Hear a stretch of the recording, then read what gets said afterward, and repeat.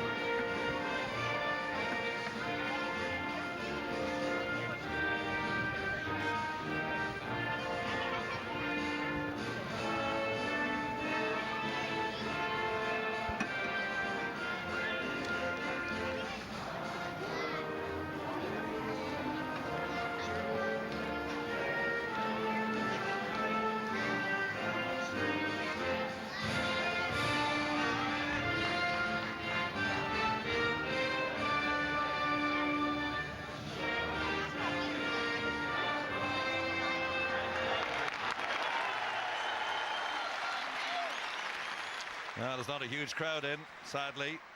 But those that are here are looking forward to this game. And let's have a look at the two lineups. Well, 5 changes for the Republic of Ireland from the 3-0 win over Bosnia on Friday. Debuts for Derby's Erin Cashin and also Tayo Adamola at the back. Conor Noss of Borussia Mönchengladbach comes into midfield. UCD's Liam Kerrigan plays on the left. There's one change up front as well, as Mipo Udebeke of West Ham, who scored against Bosnia, drops to the bench. He's replaced by Rotherham's JJ Commode.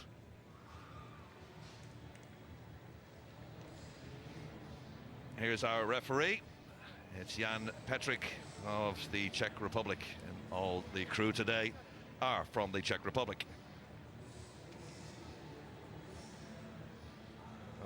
Montenegro beat Ireland 2-1 in their first meeting, and back into goal comes Nikola Ivicic, who saved a penalty in that game. There's a debut at this level as well for the midfielder Viktor Dukanovic of Podgorica, while their captain Nikola Kristovic plays up front. He scored 7 goals in 27 under-21 appearances. Well, Lisa Fallon is with me, as we mentioned, as the two captains get together. Congratulations, incidentally, to Conor Coventry, a record 25 appearances today, beats Graham Barrett's record of 24. Huge game in the context of this group. Ireland lost to this team 2-1, who also in the last game of March drew with the Italians. Yeah, these are a serious team, and in fairness to them, they're like I said earlier, they're a streetwise team. They really know how to manage a game, and you know they have massive physicality, but they're a very technical team as well, and they really can play. They will build up through the thirds, but there are opportunities, I feel, particularly when they're playing out across the back four. If you get your press right, there's opportunities to press them, win the ball back high up the pitch, like Bosnia did. They conceded 2 goals against Bosnia from exactly that. And I think there could be opportunities for Ireland there. Well, all is in readiness now. Fabulous pitch down there. It's like a carpet, so no excuses. And it's going to be the team in red. Montenegro kicking off, playing from right to left as we look at in this first half. And all to play for the Republic of Ireland in their penultimate game in this group. Final game against the Italians on Tuesday week. First touch, his first cap for Ardamola. And Ireland get themselves a free out on that far side. A lot of changes, we mentioned at the top of the programme, Lisa. 5 changes in all. Wasn't thinking behind that. I know the likes of Joel Bergen got 2 training sessions before the previous game against Bosnia, so they're kind of he said they kind of overused and got the best out of him. But 5 changes, and that means a change in kind of a mindset as well, perhaps. A little bit, yeah, but again, you're playing against a different opposition, and I think you have to pick the team to win the match. Well, it's an early opportunity for Liam Kerrigan inside the penalty area. He's forced wide, and Ireland get themselves a corner. Good play by Tyreek Wright of Aston Villa, earning his 12th cap today.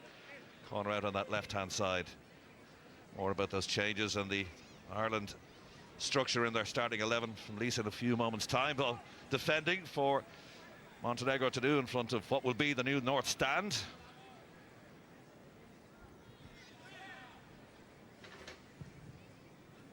A weight swinger, beats everybody. Picked up by Conor Noss, knocked out of play by Devanovic. Throw to the Republic of Ireland. So just to expand on that point with the 5 changes. Yeah, like I think Ireland have gone with a much more attacking team today, a bit more physicality, a bit more pace up front as well. And I think Conor Noss will give a little bit more coming from midfield. And I just think that Jim Crawford has recognised that this is a different team to Bosnia, much tougher opposition, and I think he's gone with a team that he thinks can win this game. I think what we can see from early on is the tempo of this game. It's a much higher tempo than the game against Bosnia on Friday night, and you can see that already, and that will be a factor. We just got a shot there of Jim Crawford, taking 7 points from their opening 3 games, then conceded twice in the opening 9 minutes en route to a costly loss to Montenegro, but they've regrouped since then. 2 brilliant wins against Sweden.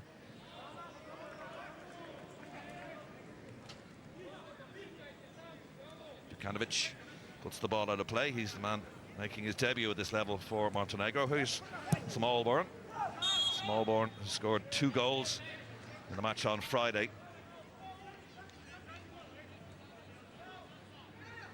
Yeah, we can see he's playing in a slightly deeper position in alongside Conor Coventry, with Conor Noss pushing on into that kind of number 10 role.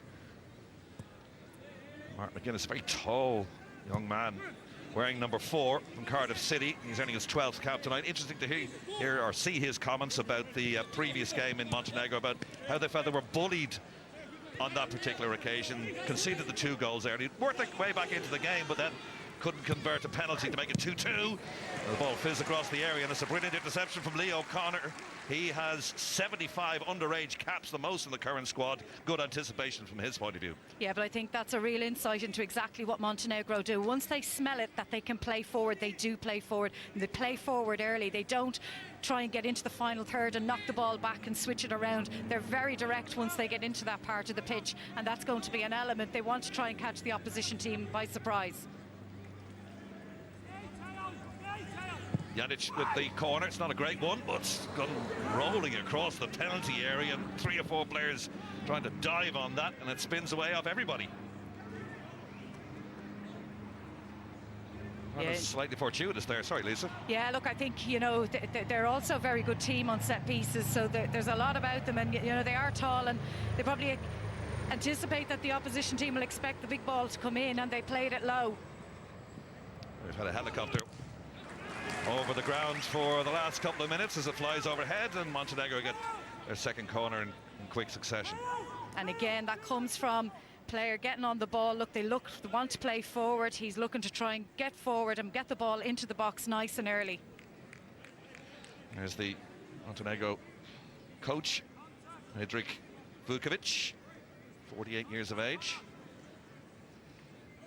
So Ireland more defending to do. This time the corner from the left-hand side. It's going to be the fullback, Teskovic, to take it. It's too much on that. He's going to sweep out a play on that far side. Yeah, and it's a really aggressive setup. You look at them and they have they've literally got 10 players in the Irish defensive third. The two holding defenders are literally holding a line that you could draw across the pitch in line with the Umbro sign, and the goalkeeper then is up almost at the halfway line. So it just goes to show how aggressive they are, and how, if the ball comes out, ready they are to recycle the ball and get it back into the box. Makes you wonder then why they're not in contention for either a playoff place or to win the group. They only picked up 8 points, and 4 of them came against our good selves and the 1-1 draw against the Italians. So do they lift themselves up for the big games? Yeah, it's possible, and it often happens. Sometimes it's easier to go and negate the team that you're playing against rather than be creative against the team that's trying to negate you. But these are a good physical team, as I said. They've great game know-how and great awareness of how to play the game and how to manage the game, and that's what really impressed me about them the last time. They're quite an experienced team, and I thought they really outmanaged Ireland in the game the last day. Well, hopefully from Ireland's point of view it's a case of one spitting twice shy. Headed up in the air by Obradovic. He was a sub in that 2-1 victory. Here's Kerrigan, one of 2 League of Ireland players playing today. A couple of other players on the bench. It's flicked towards Kerrigan and forced out of play by Saltic.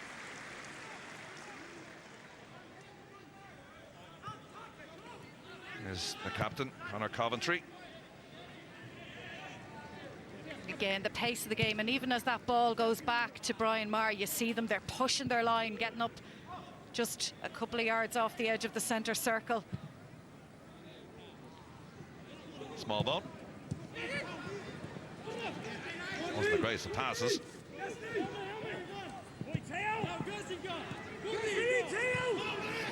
calling for offside, they're not going to get that.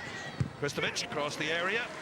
And once again, it's strong defending from Ireland's point of view. And once again, it's that man, Leo Connor.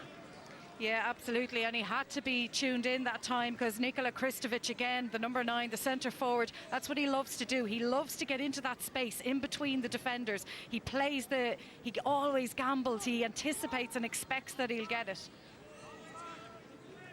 Third corner of this opening half then for the visitors.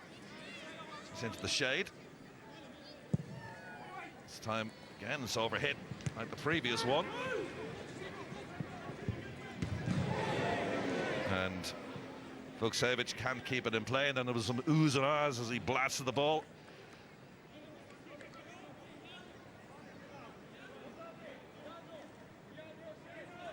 You could just see the strength of the Montenegrins. They're very tall, even though this is at under 21 level. They're very tall, strong-looking young men. Yeah, they look like a team of men, and they play like a team of men. But you know, there is opportunities against them, as I said, when you can get them building up and get them a little, when you can condense them into their own half of the pitch and even catch them in the spaces in behind. And again, I think the goalkeeper will give Ireland chances as well, particularly off the second phases from set plays and even in open play. If you can get him rooted to his front post and get the ball towards the back post, he really struggles with his footwork to get back across. Came off Kerrigan last. Good to see League of Ireland representation at this level, isn't it? Derry City goalkeeper Brian Maher and also Liam Kerrigan. A couple I mentioned on the bench. A couple likes of Andy Lyons of Shamrock Rovers. It's good work from O'Connor. He's turned his back on the Montenegrin player, and he started well, O'Connor, actually, and mentioned that he's 75 underage caps, so he's very experienced of being an underage player. Of course, he's got one senior cap, played against New Zealand. Yeah, absolutely. And look, there's plenty, and like we can see from the number of players who are eligible to play for the under-21s that are in the senior squad. So the pathway is there for these players. The key is just playing your games at your club, getting as many games in as you can, and then when you get your opportunities at this level, to make the most of them, and then if and when you're ready, you know, you can expect to get the call up because it's been done, and the pathway is there.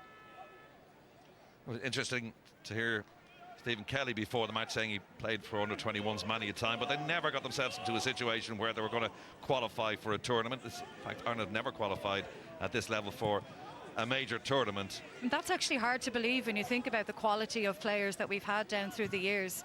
You know, but it's good that we're in this position now. And yeah, destiny's in their own hands. The Italians to come in their final game. Here's O'Connor.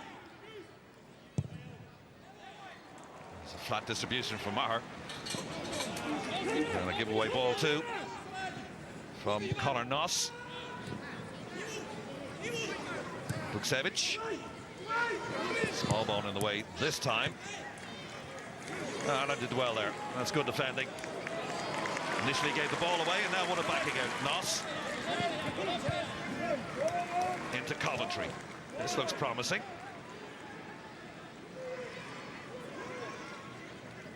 I'll try to find Tyreek right, but Eddie Muller put the ball behind him.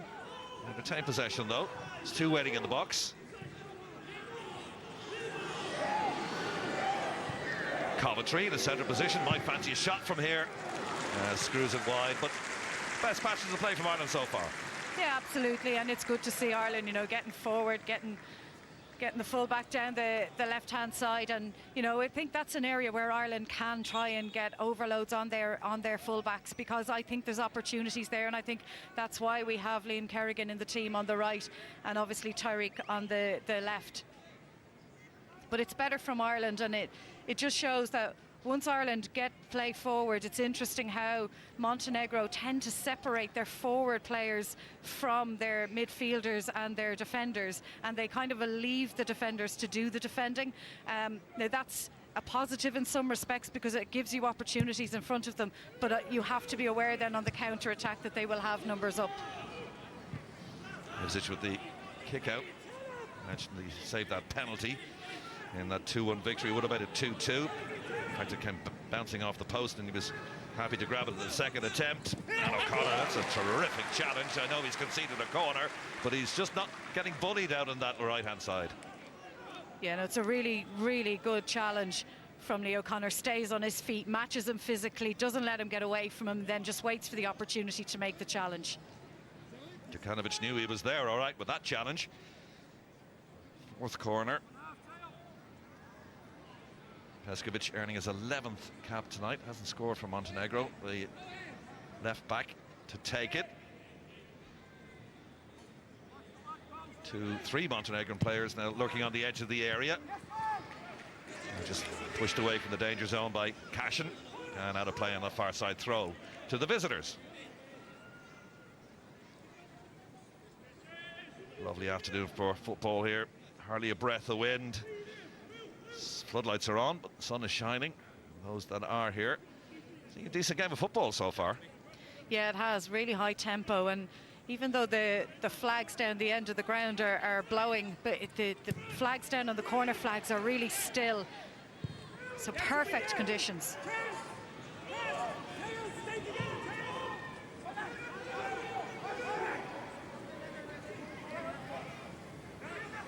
Babic runs out of options, rolls it back to his keeper. Babic from Podgorica.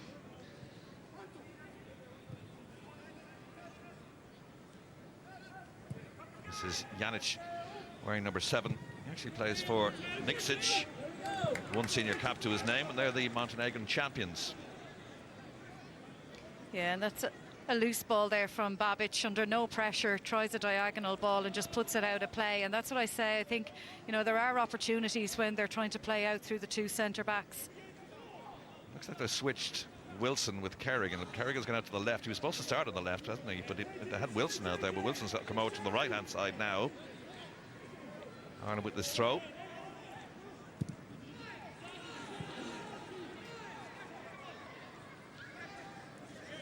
Mopped up by Cashin, in for the injured Oisin McAtee of Walsall. Injured his shoulder in that 3-0 victory, actually taken off in that game. So Cashin gets his debut today. Here's Smallbone, 2 goals for him against Bosnia.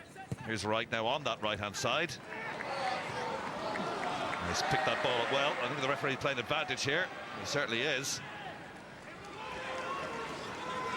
This looks promising. Kerrigan. Oh, you would have thought he might have had a shot. Conor Noss, instead of trying to control it, in the end he did nothing and it's got out of play. Yeah, but again, it's another good move from Ireland. Kerrigan gets in that situation, great ball in towards Conor Noss, and he's just unlucky that he can't get his first touch under control.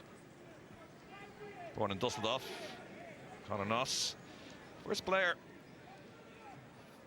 from Republic of Ireland to play in the Bundesliga since Patrick Kalman back in 2004.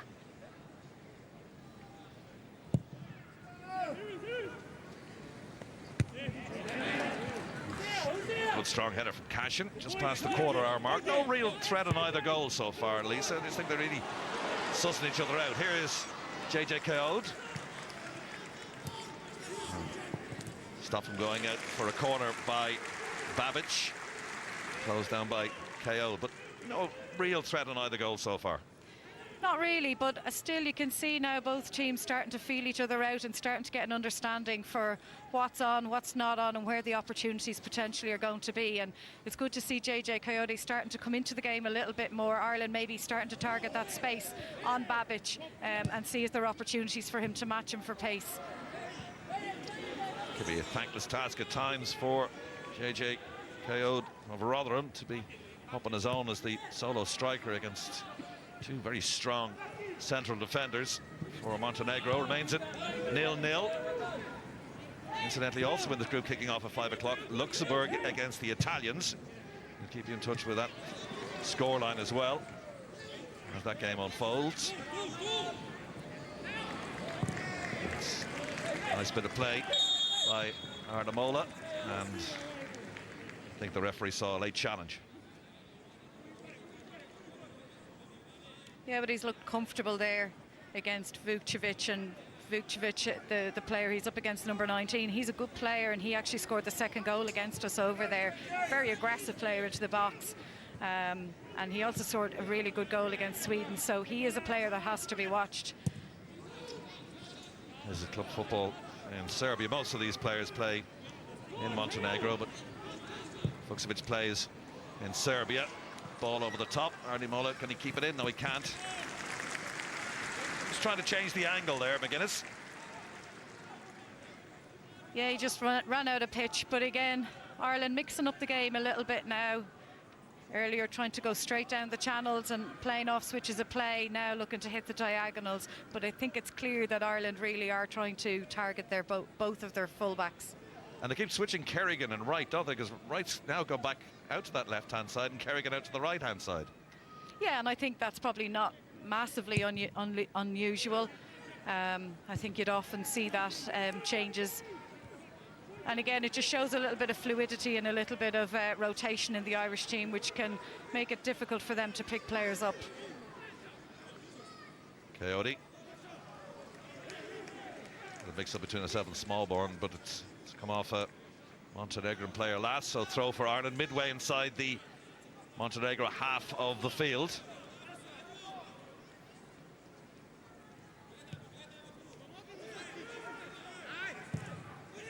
Kerrigan, well, it's gone over his head. Should roll out a play for a throw. Just feel Ireland getting a bit of a foothold in the game in the last couple of minutes. Yeah, absolutely. Definitely playing a bit more in the Montenegrin half.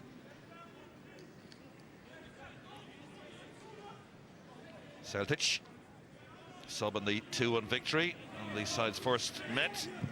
Earning his third cap, taking that throw. Here's Kerrigan with the interception. Smallbone demands the ball on the edge of the area. That's going to go out for a corner. And I think it wasn't unusual to expect Montenegro to try and start this game at 100 miles an hour, bearing in mind they were 2-0 up against Ireland over there after 9 minutes. So, you know, but they can't sustain that, and now Ireland's starting to get a little bit more of a foothold. Will Smallbone earns his 5th cap today. 21-year-old from Southampton, taking this corner on that left-hand side in the shadow.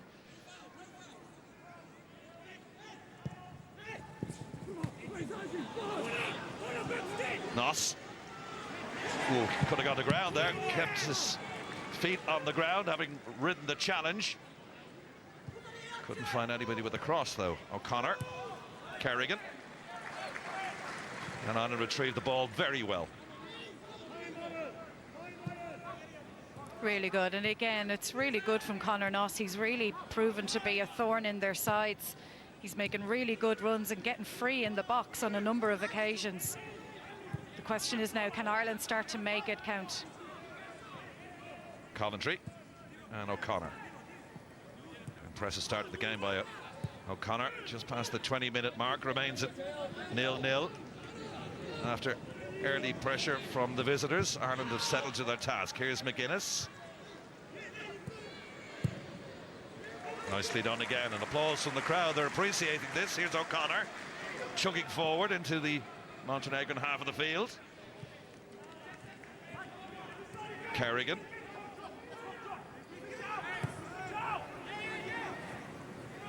Noss.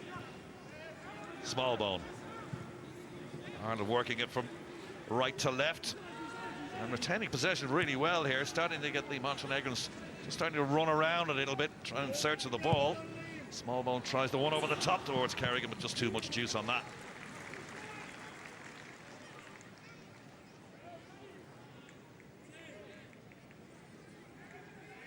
A really composed play there again from Brian Maher under pressure. They're always going to be a team that will press any ball that goes back to the goalkeeper, but he showed great feet, great composure. Nice flicked on header too, but Andy Mullet saw the danger, and again good defending from Ireland. Hacked up in the air by Jancic. McGuinness, it's got to be careful here. Oh, just over the head of the goalkeeper, and lurking was Kristovic. Just a little indecision between the centre half and the goalkeeper. Yeah, and again, and it comes from that pressure from Kristovic, and just McGuinness just kind of gets caught in a little bit of a lack of communication, but to be fair to him, he didn't want to leave it because he knew where Kristovic was. Yeah, he just got caught underneath the ball, he did, didn't he, really? And it was an important touch because Kristovic was right behind him. Absolutely, and to be fair to him, I think if he doesn't get that touch, it's potentially a Kristovic ball, and then Brian Maher is potentially in no man's land. I think it's an okay call from the defender. No, absolutely. Take control, take command of the situation. Oh, cleared away by Cashin. Needed to get a big boot to that. It was bobbling around in the area.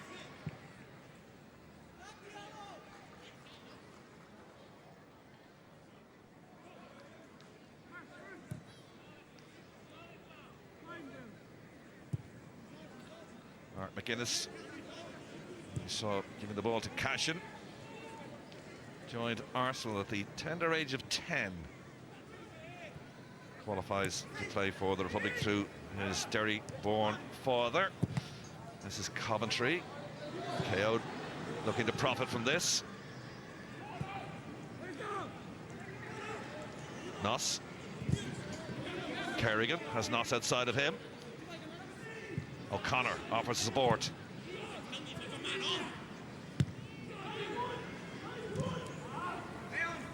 Here's their captain, Kristovic. Flips one over the top and invites the run of Vukcevic, but very, very good defending once again from Adaramola. The two fullbacks have started really well for Ireland. In the early part of the game, O'Connor cut out two dangerous crosses, and great defending on two previous occasions there from the other fullback. Absolutely, and you know, the players they're up against, they need to be, but Adaramola has been really excellent. He settled into the team very quickly, and not that you would expect any less, but he's started the game really impressively, used his body really well in that situation. Well, it used to be you would travel with the senior team and the under-21s would also travel. And the European games back then, there was a double header, usually the day before the senior internationals, the under-21s would play. Things have obviously changed, and Jim Crawford has brought a good level of professionalism to this under-21 side, and indeed, as Lisa has been alluding to, then feeding them into the senior side. Obviously a very disappointing result from Ireland's point of view against Armenia. They've picked themselves up now to place Ukraine on Wednesday. O'Connor in the way, KO'd. Just tarried a little bit too long on it, but Coventry with the ball forward, trying to pick out Tyreek Wright.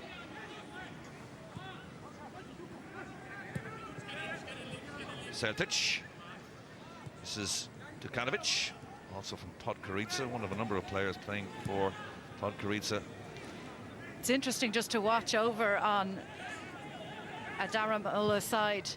The fullback is the winger is coming in narrow and the fullback is pushing on, so they're actively trying to create a 2v1 on that side against him, and they're looking to move the ball, and when the switch they think is on, they're trying to hit those diagonal balls, and that's something they're starting to do, which means for Ireland, if they can win the ball back, that fullback is going to be committed really high, and then there's opportunities potentially down Ireland's left-hand side.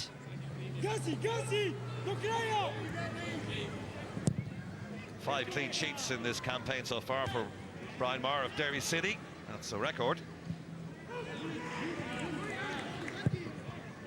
That's a lovely ball. Seltic. Nice control as well. It's coming out of at speed.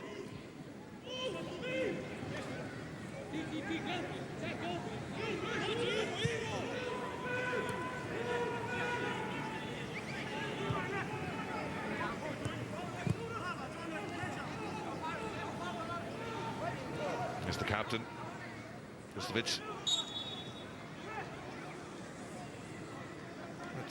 Seemed to be happening in slow motion there. Coventry seems to come to the back of the visiting captain v captain there, and our referee Ran Petrick of Czech Republic gave the free kick. Coventry looked quizzically at him. Oh, it's a giveaway. Here's Noss. KO. Oh, that's a huge challenge and coming together between Babic and Ivzic, and the defender has come off worse than that. It was a huge mix-up. Yeah, but it comes from really good anticipation from Conor Noss in the first place. The minute the ball goes in to Divanovic, he knows that he's not, you know what, he's just not brilliant on the ball. He's not the most technical player. Conor Noss smells it, he loose first touch, he wins the ball and tries to play it through, and that's what we're talking about earlier, is the opportunities for Ireland to try and get JJ Coyote straight down the middle through those two centre backs, that it will and can cause them problems, and that's a really good example of it there.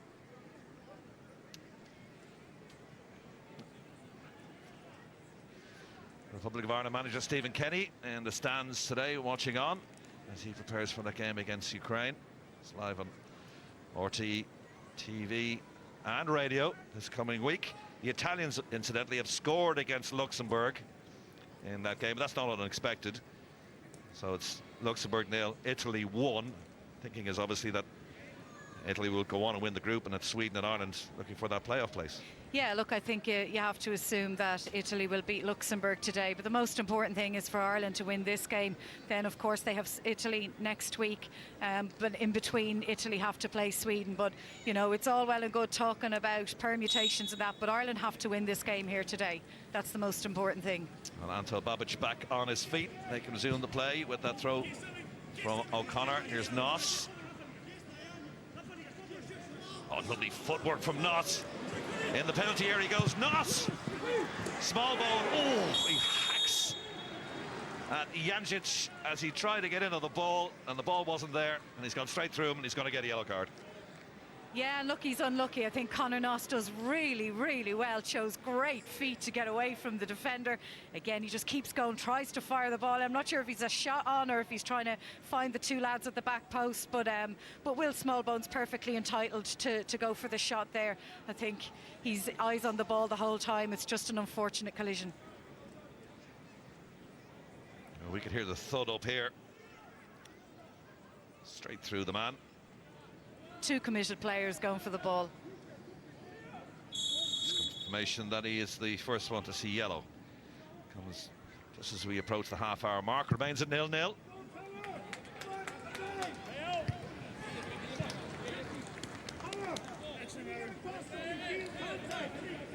Jim Crawford.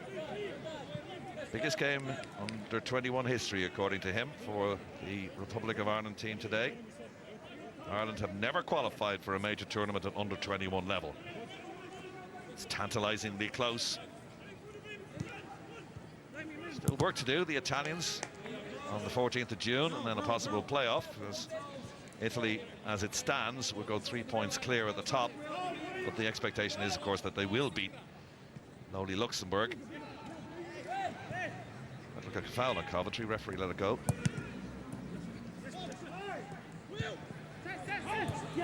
KO, nice little layoff.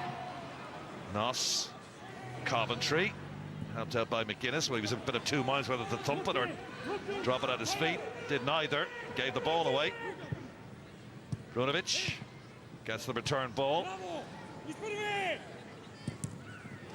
Again, Eddie Mola, he's had a really good start to this game. Anticipated that one very, very well. Snuffed out that cross. Here's Coventry. McGuinness.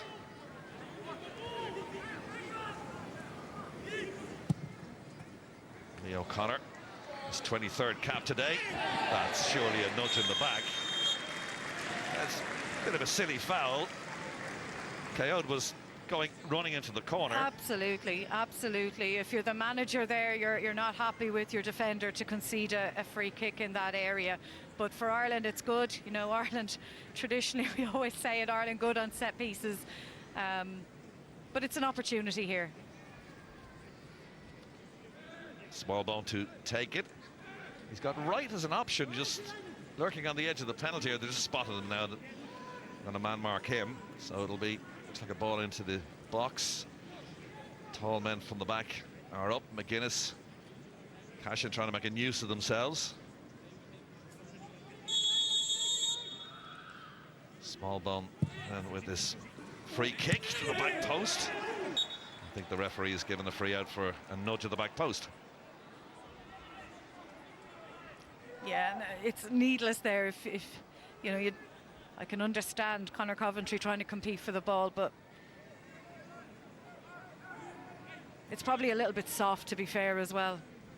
Yeah, in real time, actually, when we're standing, you could see him, a little nudge. Referee was right on the spot there. You've got this theory about Ipswich that when he comes to the near post, he can be vulnerable. Yeah, so like when you have him at the front post, if you can get the ball to commit him to the front post positionally and then switch the ball across to the back post area, he has a problem in adjusting his feet to get back across for the second phase, both from set plays and from general play. The goal he conceded against Ireland over there came from exactly that. He was committed at the front post, the ball broke to the back post. It's actually his own defender who put the ball in the back of the net. But the same thing happened from open play against Sweden twice. So it is an area that you can get him at. Like, even, you know, you wouldn't mind seeing a set piece going into the front post for a little flick onto the back post even.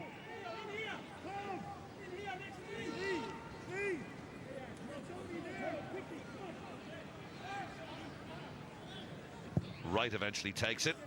Here comes the keeper now and takes it nicely, but there was just too much air on that.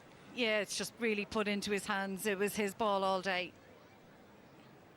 But it's a good spell of domination for Ireland, and again, that's where you have to make sure that you keep the concentration levels good, because these guys can be dangerous on the counter-attack as well. McGuinness with the shout. Sorry, they said McGuinness with the shout there.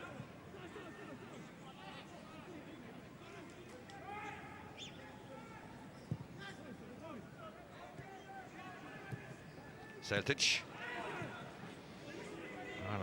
pressing hard into the defenders.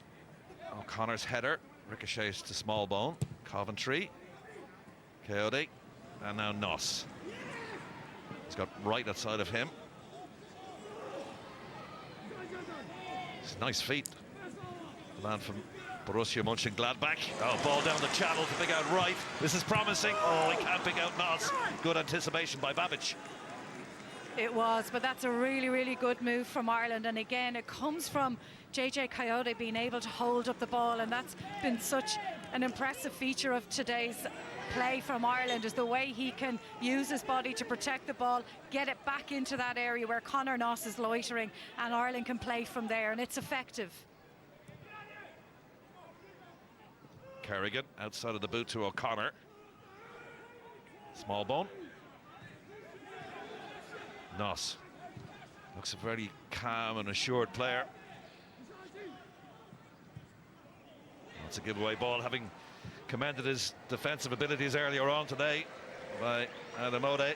Adamolan's gone up the other end of the pitch and out for a goal kick. Yeah, well, I'm not really sure what Kristovic saw there, but for a player of his calibre, you would expect more, because if he actually just held on to the ball, they had 4 players ready to break and go with him. Poor decision.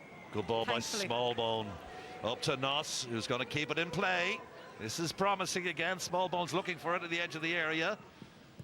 Noss gets it across the area, but nobody in green could pick it up. McGuinness looks strong there. Too strong for referee's liking on Kristovic there. I didn't think there was much in that.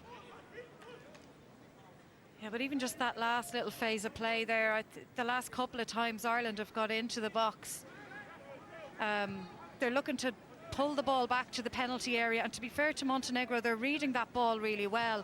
I wouldn't mind seeing Ireland try and clip them to the back post, because on that occasion Tyreek Wright was actually free at the back post on the edge of the 6-yard box.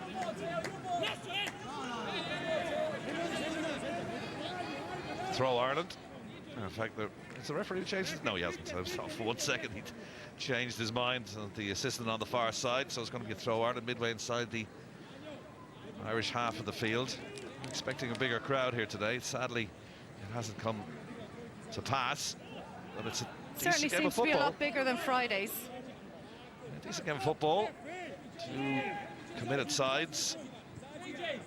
Visitors with the better start in this game, forced a succession of early corners, but Ireland really have settled into their task now. And Conor Coventry and Conor Noss in midfield have been dictating the play in the last while, and also this man as well, Smallbone. Now he's asked Kerrigan a lot here. Yeah, he's busting your gut to get it. That's good stuff from the man from UCD. O'Connor's coming up alongside him. Here's Kerrigan. Oh, and it's nicely done. Just a great speed there from Kerrigan to keep that in play.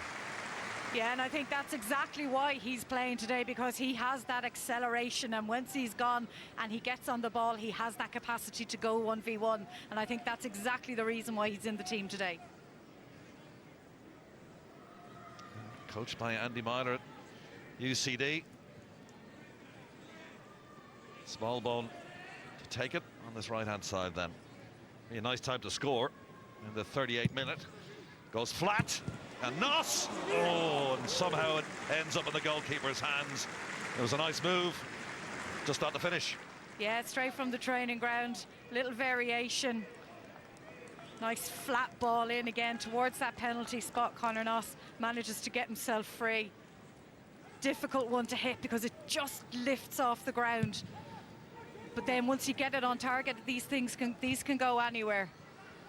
Yeah, it was a difficult angle to get wrap your foot around that, wasn't it? So he didn't get the power behind it. Especially when it comes at that pace and it just lifts off the ground. You're almost hitting it with the bottom of your shin. Janjic. But Ronnie Whelan will tell you that you can score worldies from them too. Yes, absolutely. You can't beat an old shin. Kerrigan pushing the back. Very strong looking young man, isn't he, Kerrigan? He's well built. He's a big unit. No, he is. Look, and he's playing a lot of games and has done for, UCD, and he's a player that players in the League of Ireland don't like coming up against. Showed terrific speed from that ball from Smallbone to keep it in play and get on into a very advantageous position. What do you think Jim Crawford will be thinking now at this stage? Will he be happy? I think he'll be really pleased. I think he'll be happy that Ireland were able to weather the storm, but Ireland are very much in this game, and really, you know, since probably halfway through, they've been dictating the game and they're starting to find opportunities against this team, and I think he'll be happy. I just think there's probably opportunities a little bit more, that even from that last one, the Conor Noss one again, when he fired it into the front post, I think again actually at the back post Tyreek Wright was actually free again. It might be something for them to look at for the second half. But it's good so far. Ireland not getting bullied in this game today. That was the big fear. He's Kerrigan now in a more central position, goes to ground, free kick. Yeah, it's a good position, this one.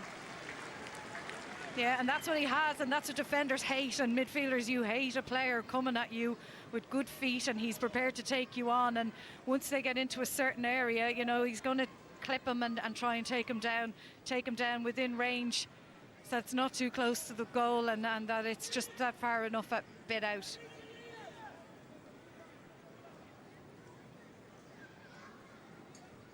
Italy now got a second goal against Luxembourg, so that's also a game that kicked off at 5 o'clock our time, so same time as this game here in Tallaght.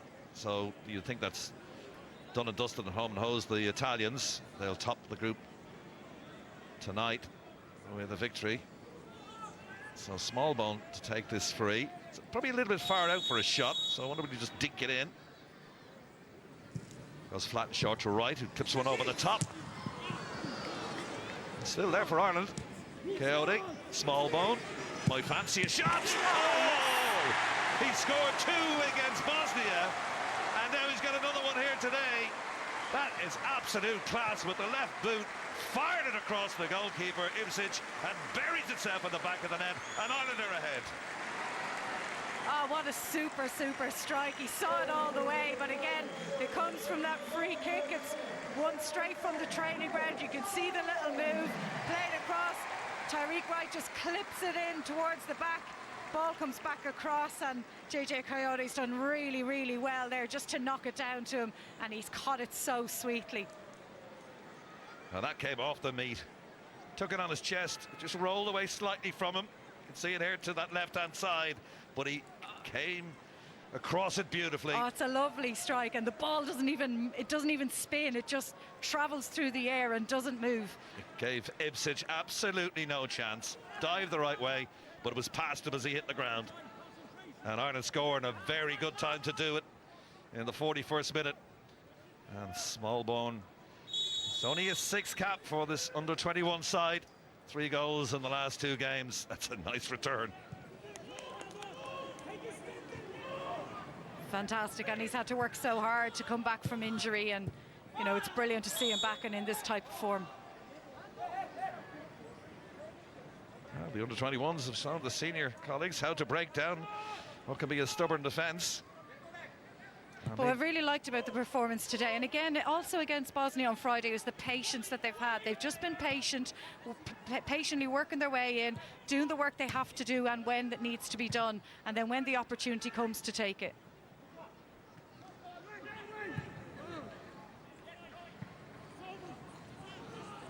Wright didn't anticipate the bounce there. Scored against Sweden in that 2-0 victory. Actually used to play Gaelic football. He's played soccer for Lakewood in Cork. Now with Aston Villa, Tyreek Wright. There's a Tyreek Wilson, of course, as well. He used to play for Bohemians, or plays for Bohemians. Tyreek Wright of Aston Villa, wearing 18 today. Free kick for Ireland. Last couple of minutes, where we did talk about how pleased Jim Crawford would be coming up to half-time with 0-0. He'd be doubly delighted now. Absolutely, and it's nothing more than Ireland deserve. You know, I think they've grown into the game, really started to put a stamp on it, and like I said, patiently working this Montenegrin team. Coyote's header wins that. Kerrigan, great first half from him. That's another nudge. Oh, surely that's a free kick. The referee says no.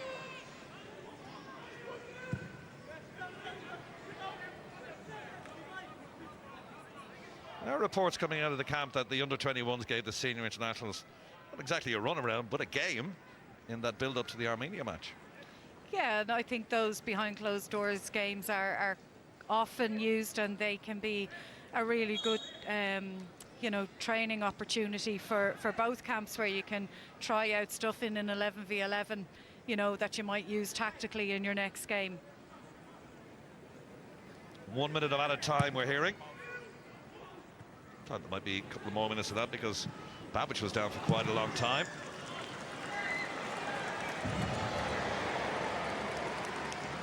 And you can see Obradovic there just really booting the ball.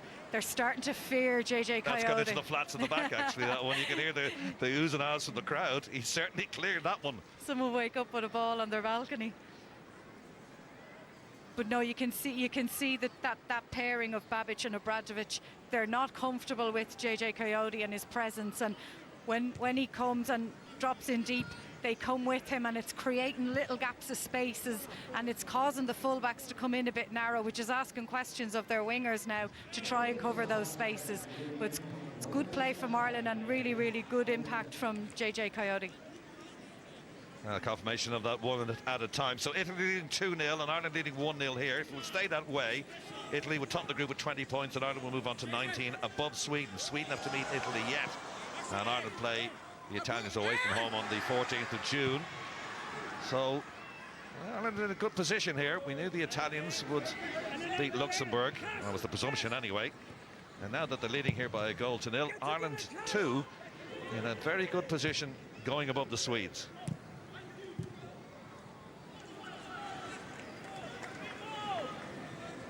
Yeah, but it's only half time and there's two halves in the game, and it's important that Ireland carry all the good stuff from this half now into the second half. Yeah, football's played over 90, not 45. Last couple of seconds of this opening half.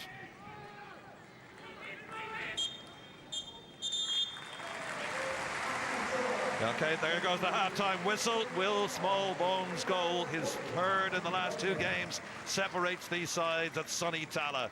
It's Ireland 1, Montenegro 0. We'll be back with analysis with Joanne Cantwell and her panel after this short break.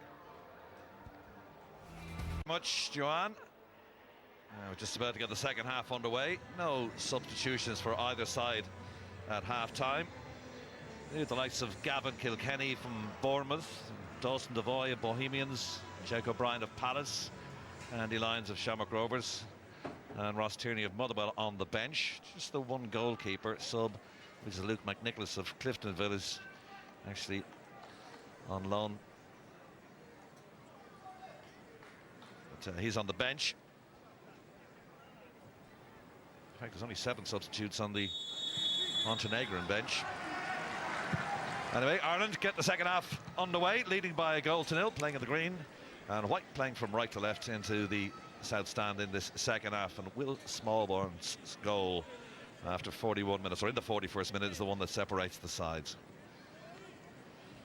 Yeah, and it's important now for Ireland just to get a feel of the ball and dictate the tempo and just get, because it's always hard after the break, just find your feet, get up to the level of the game again and find your pitch. Yeah, because the Montenegro started well in the first half, and there's an early opportunity here. That's a player gone to ground. There might be a booking for the Montenegrin player because that was a theatrical dive, there's no doubt about that. And it's Dukanovic who gets the yellow card, and there's no doubt about that. Our referee from the Czech Republic deemed that a dive. Yeah, absolutely, and to be fair, like, he's done really well. They found him early, got in behind the lines, but you know, it's good that the referee has identified that, put a stamp on it, and hopefully discourages any more of that. Viktor Dukanovic of Podgorica on his debut. He becomes the second player in the referee's notebook. Will Smallbone in the first half also saw yellow, the goal scorer. Here he is again. Chips it forward towards Kerrigan. Coventry tried to cushion the ball to Smallbone there, but they've lost possession. And here's Kristovic. 7 goals for his country so far, and forces the corner. Yeah, and I think it's actually interesting that ball went forward from Ireland into JJ Coyote. He dropped it down for Conor Noss, and immediately there was 3 of them around him, and they won the ball back from there. So that's something they've clearly identified at half-time as an area where to try to win the ball back, and then they've looked and tried to catch Ireland with a high line again. Something for Ireland to be aware of.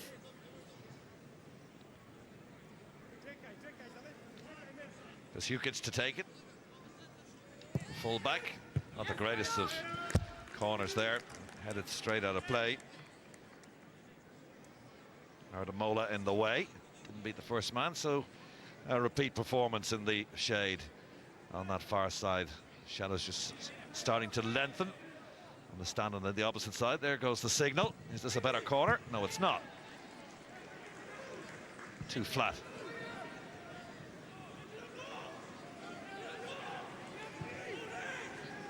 With battling by Coventry out on that far side, and O'Connor intercepts. Coventry gets the little nudge to the back, fails it, goes down. Free kick Ireland.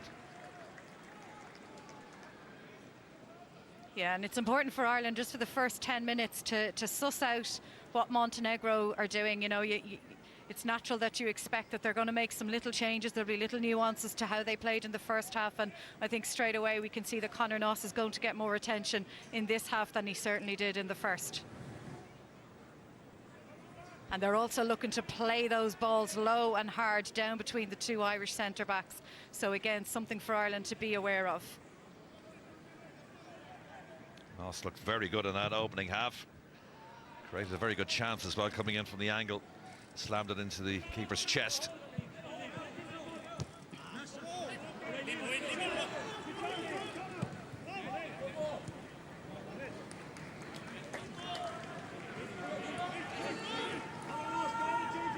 Jim Crawford's team looking for a 4th win in a row in the group, following Friday's 3-0 win against Bosnia and Herzegovina.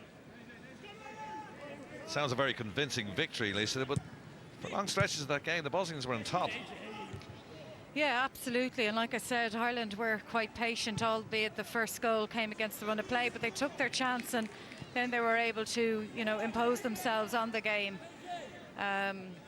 But I felt there was a level of maturity in that performance. Ireland didn't panic, there was no rush.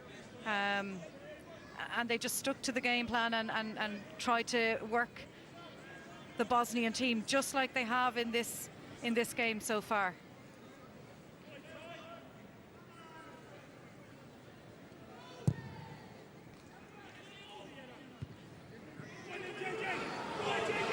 Tries to go on, JJ. He's got some speed. Tries to close down the goalkeeper.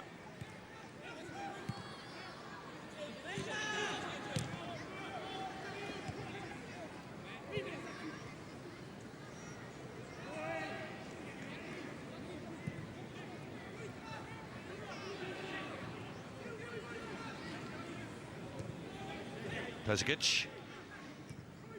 Inside to Brunovic, wearing 14. 9 caps for the number 14, Brunovic. Socks around his ankles from Divanovic. And then gets his legs whipped from underneath him. Adamola, free kick Ireland. Yeah, we can see that aggressive intensity from Montenegro again. They're hassling and chasing down everything, trying to put Ireland under intense pressure. Good run from Adamola to get him into the heart of the Montenegrin defence.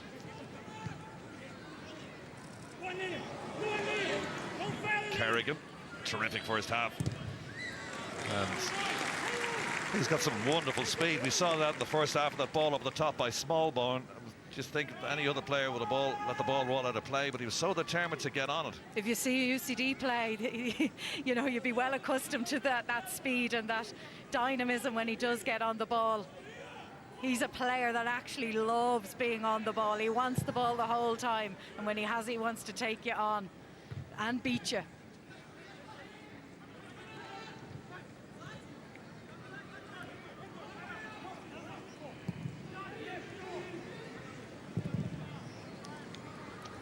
Mar was just under a little bit of pressure.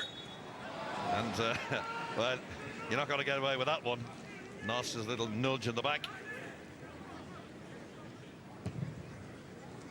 Just a reminder, the other game in this group is still ongoing. It's a 5 o'clock start along with this one. It's Luxembourg 0, Italy 2. Italy would go top of the group with 20 points, and Ireland would be a point behind them if they win today. 2 ahead of Sweden, who play the Italians on Thursday.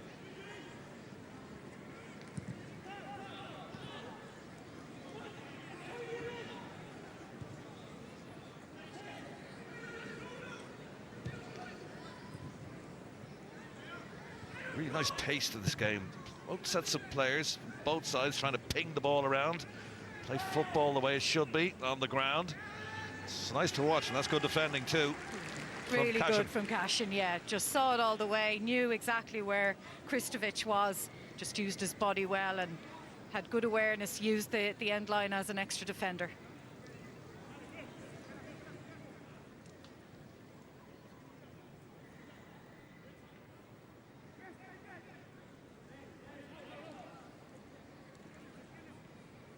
JJ is the call from the goalkeeper, and that's where he's gone. Yeah, and interestingly, they had left it 3v3 at the back against Ireland's front three there from that goal kick. Oh, Maris to make the save. Still hasn't been cleared, and he couldn't keep a shot down. Well, he's kept 5 clean sheets in this group, and he pushed that out to Ivanovic, and he couldn't keep a shot down. Yeah, Kristovic again, the minute he gets the ball, he wants to try and take on that early shot, and he sees it all the way, does Brian Maher, covers that corner well, pushes the ball out of the danger area and allows Leo Connor to try and get some pressure on the next shot that comes in, and he does his job as the defender. But again, warning signs for Ireland. You know, I'm sure their manager Vukotic, when he went in at half-time, he was saying to his lads that, you know, you can get something from this game, and they've certainly come out with an appetite for that and a belief that they can.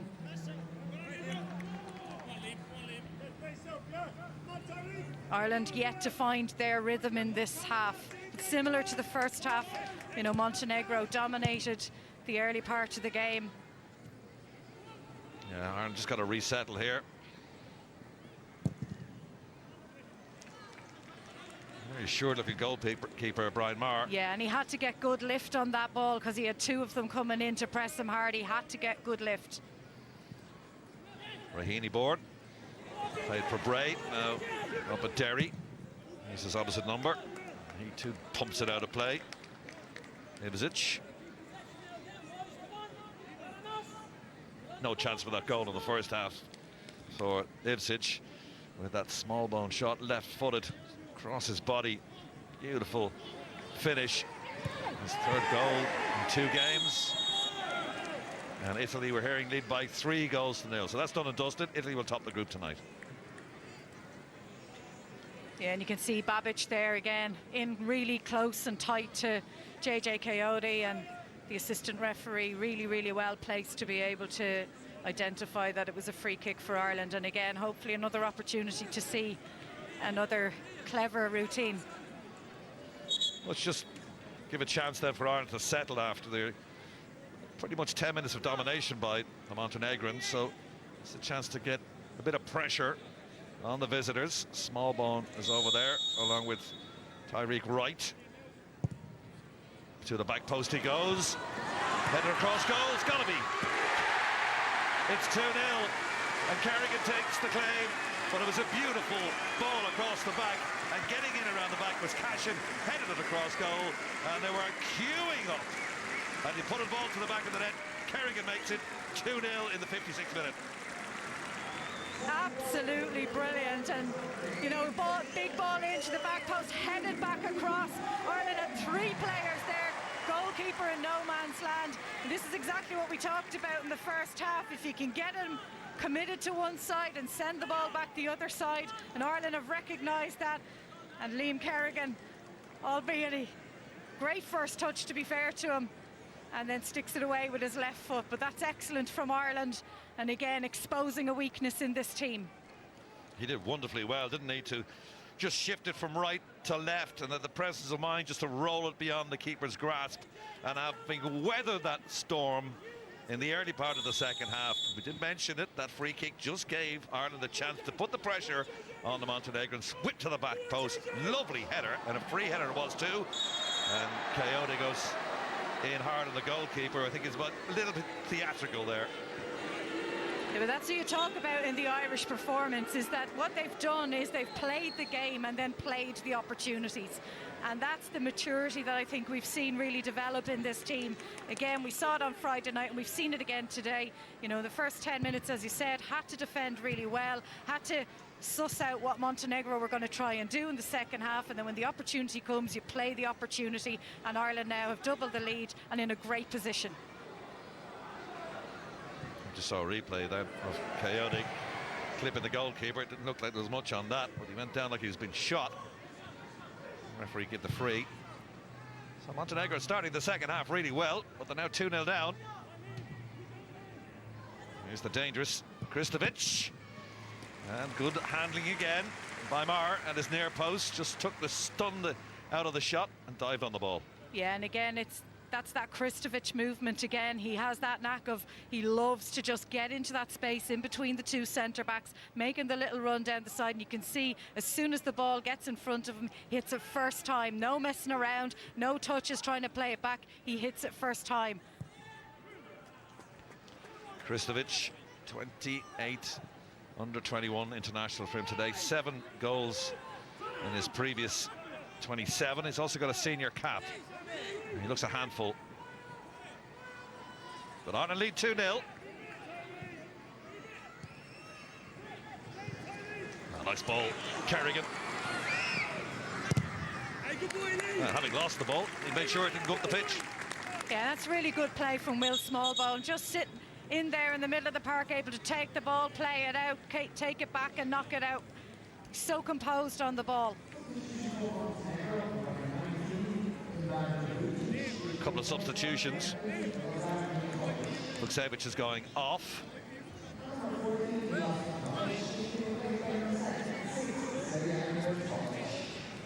And Brunovic has also gone off.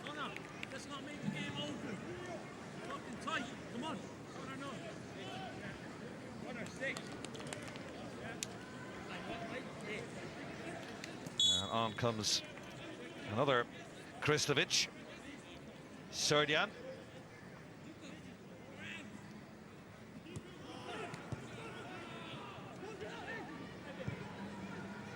So 2 substitutions, the first in this second half.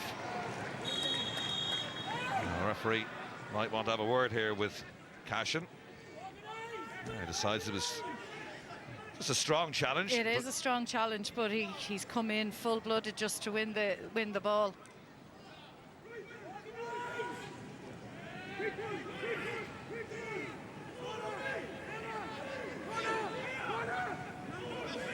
This is the other substitute.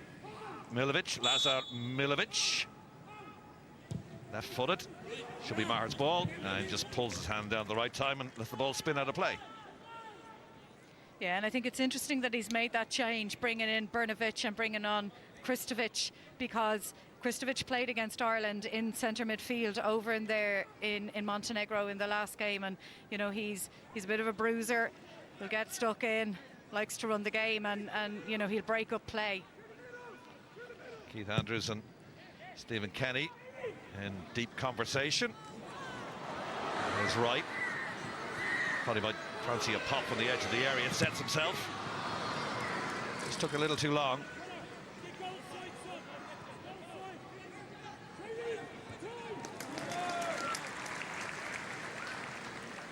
Just shows the confidence of a goal, Lisa. Ireland were under the cosh for the opening 10 minutes of the second half, but having got that goal, their confidence levels really, really good. Really positive display, this. Yeah, it is. You know, it's a very composed performance, and again, when they have to drop in and absorb the pressure and do the defending, JJ Coyote has been such a really strong outlet for the Irish team today.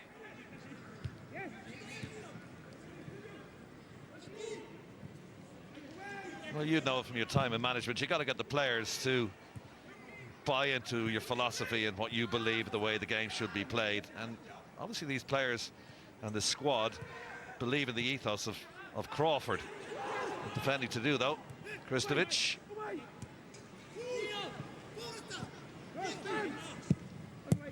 And McGuinness with the clearance.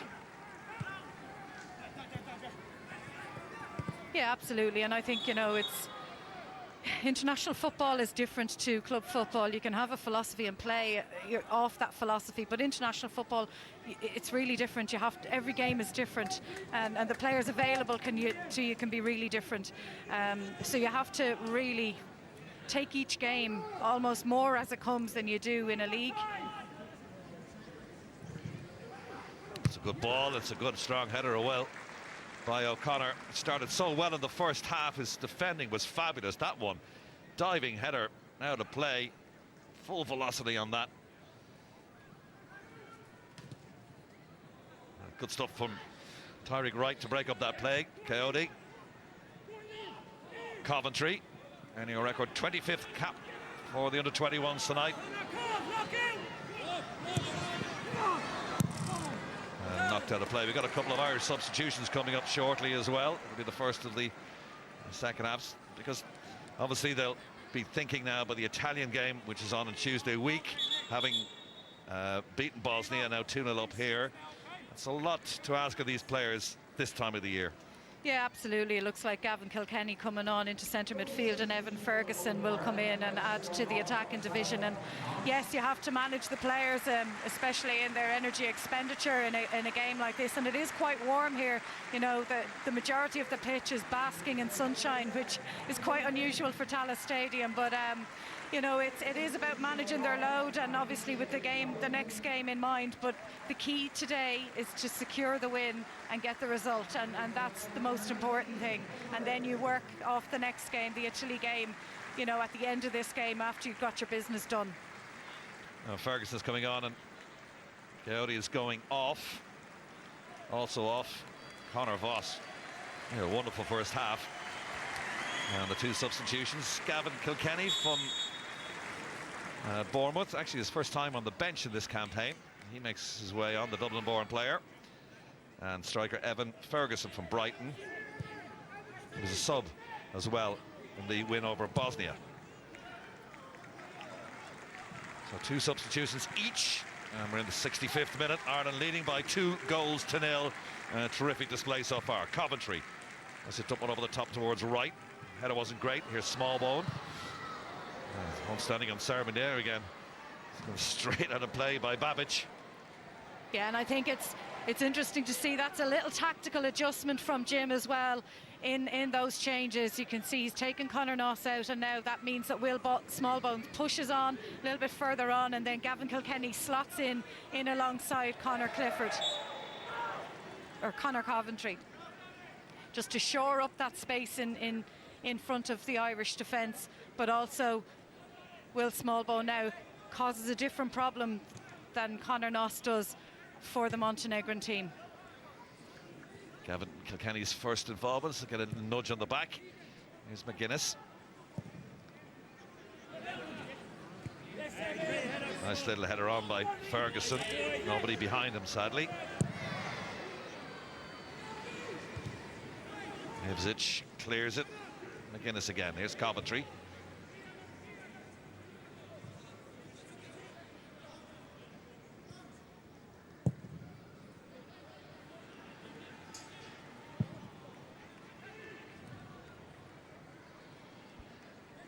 When you consider the Ireland lost to the Italians, lost to Montenegro as well, and there's a feeling that the way things were going to go in this group, that Ireland wouldn't have a chance of qualifying, but two great victories against the Swedes, and now looking for their fourth win in a row has put them in a very good position here to at least make the playoffs, and they've got a third.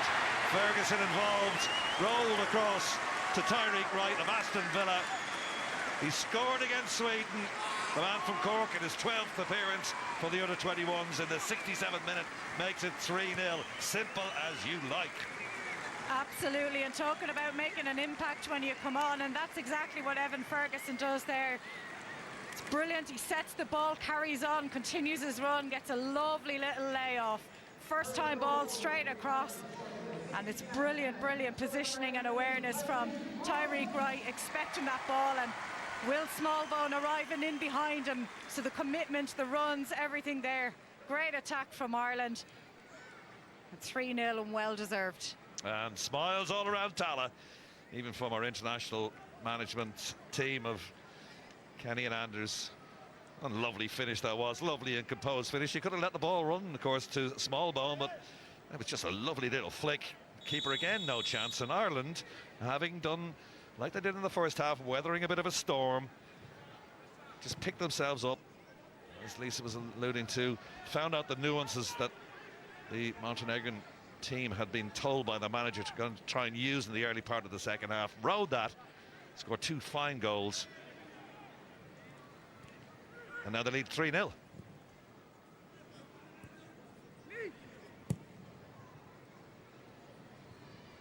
O'Connor.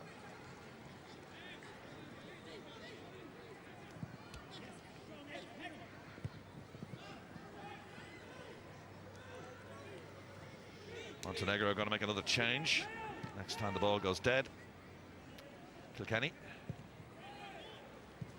And this is smart from Ireland. Just keep the ball, let them do a bit of running, and when you have the ball you can conserve that little bit of energy. A couple of place names in the Irish team now. Coventry, Kilkenny. Here's the aforementioned.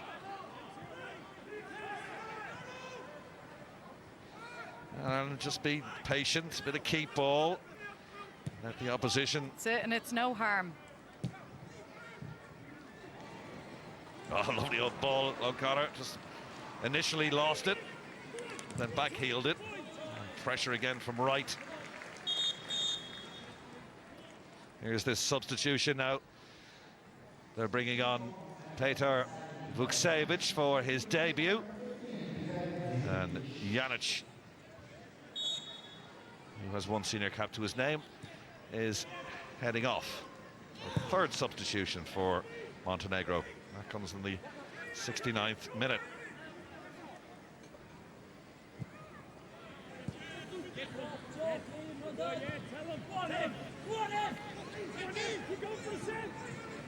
That's it. Yeah, that's sending them into numbers, and absolutely. Gavin Kilkenny just there waiting for it. It's clever pressing from Evan Ferguson. You could sit back at a 3-0 lead, but they're not. But I think, to be fair to the team, they want to keep another clean sheet, keep that record going. It's important to keep those good habits, particularly with the game that's coming next against Italy. Good habits always, be consistent with them.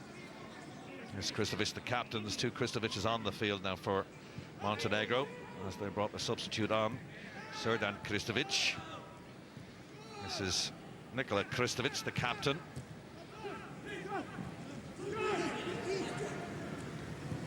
That's nicely done from McGuinness, just pushed him away from goal, and then the return to push it out of play for a corner. Good defending by Mark McGuinness on that occasion, the man from Cardiff City. Corner conceded. Ziam Jovanovic is going to take it left-hand side. This is in front of what will soon be the North Stand, making this a complete stadium. And O'Connor's header at the near post. Corners have been disappointing for Montenegro in the second half. Here's Kilkenny. Ireland might have a break on here. Smallbone is in the middle if he needs him. Here he is. Here's a chance for 4. Maybe he should have taken the shot on himself rather than trying to pick out Tyreek Wright in the middle. Smallbone scored twice against Bosnia, once here today. He had a chance himself, but he was trying to be unselfish. Yeah, and again, it's another break from Ireland, switching the ball right outside to the opposite side, and they're just getting caught, Montenegro, on they're pushing and pressing in so narrow that Ireland are finding opportunities on the opposite side. And it was a good idea, I think, to be fair to Will Smallbone. He maybe didn't fancy it on the left foot, but he can't strike them. Just shields his eyes from the sun on that far side, which whips in over that stand for this corner. Nice mop up by Smallbone. Ireland keep possession over the top towards Coventry. Well, he stops the ball crossing the byline for a goal kick. Instead it's a throw.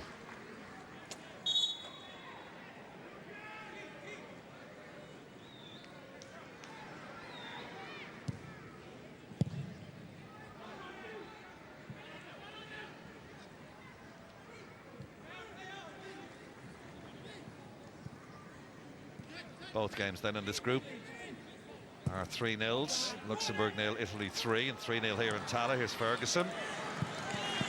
And he's forced the corner, has he? Yep. He has. Well, he set up the goal for right, and this time he just didn't give up the ball either, and pressure on the defender, knocks it out of play onto Babic. Yeah, and I think it's really interesting. The minute Ireland get into possession of the ball, straight away, he locks onto Babic, the left centre-back, and he's glued to him. And so obviously Jim Crawford has told him to target him, try and draw him in, because they feel he's winning the battles there, which he's causing him problems and exposing the weakness in him.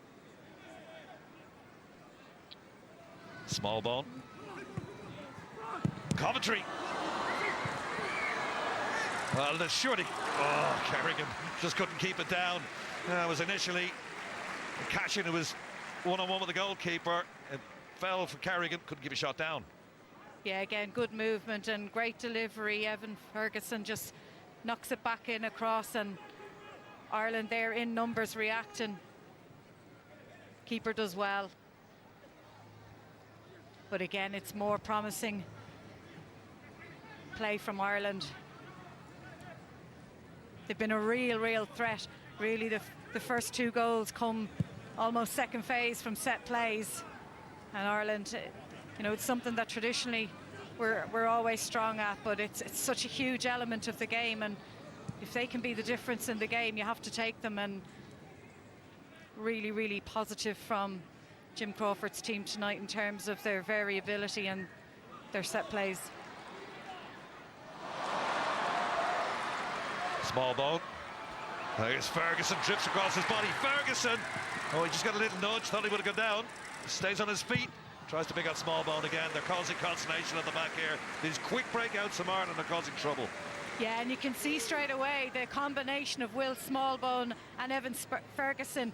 They just haven't got to grips with it. You know, eventually they came out second half, and they had the measure of JJ Coyote and Conor Noss, and then Jim Crawford makes that little change, and now the 2 lads are causing them problems.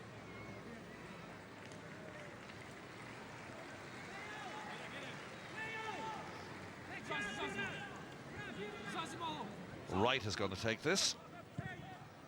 Outswinger towards the penalty box, headed away by the captain Kristovic, and now a chance for a break for Montenegro.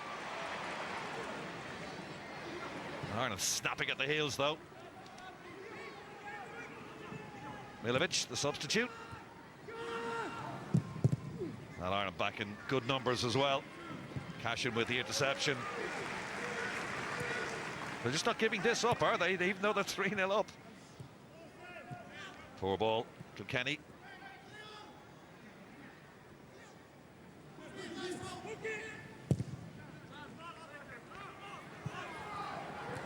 And considering Ireland score a lot of goals in this group, they've now scored 6 in the last 2 games to take their 4 to 15, but they've only conceded 5 goals, and Brian Morris had 5 clean sheets. Here's Kristovic. They'd love to keep another one here.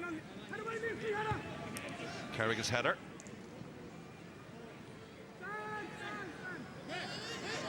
Kerrigan looks like he's pushed over. Referee let it go. Chance of a goal. Well, they've conceded. Dukanovic thought there was a foul on Kerrigan on that far side. Referee disagreed. Ball fizzed across the area, right in front of goal. Less than a quarter of an hour to go. Montenegro get one back.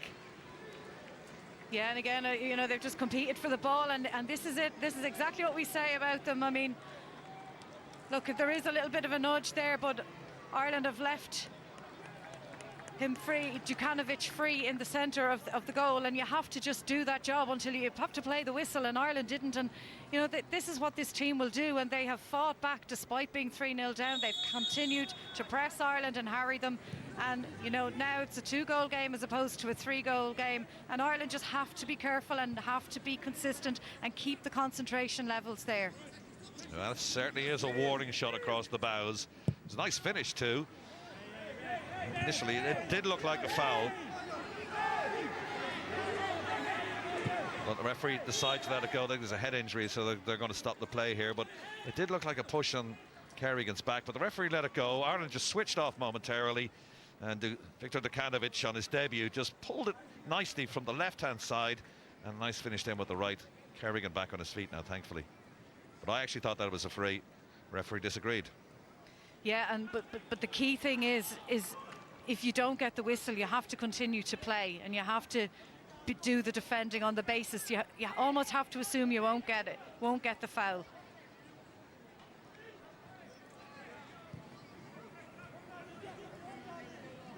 Yeah, you can argue your case if you clear the ball. I'll just give the visitors a bit of a lift. That was nicely done by Ferguson. Ireland were coasting at 3-0. That's 3-1 now.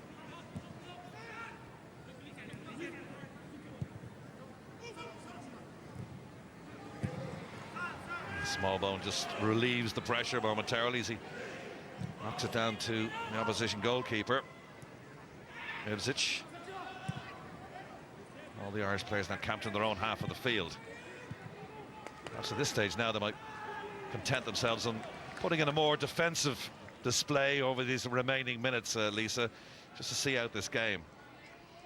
Yeah, and that's the key part. It's all well and good getting yourself in a position to win the game, but it only matters if you actually follow that through and win the game. So that's the challenge for Ireland here now. Is Montenegro have nothing to lose, so they can just go for it. So Ireland have to be smart, play the game, manage the game, and see out the result.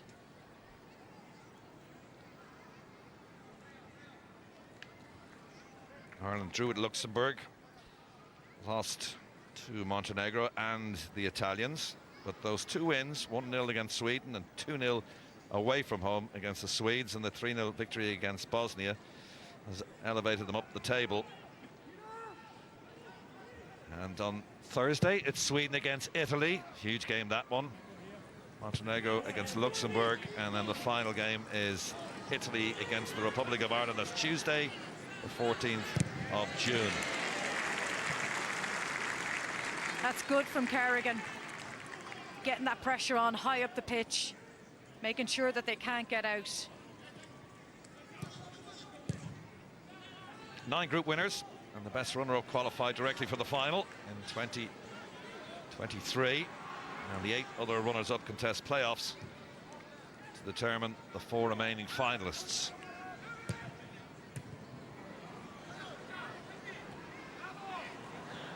Well, he could have dived in there, but he decided not to.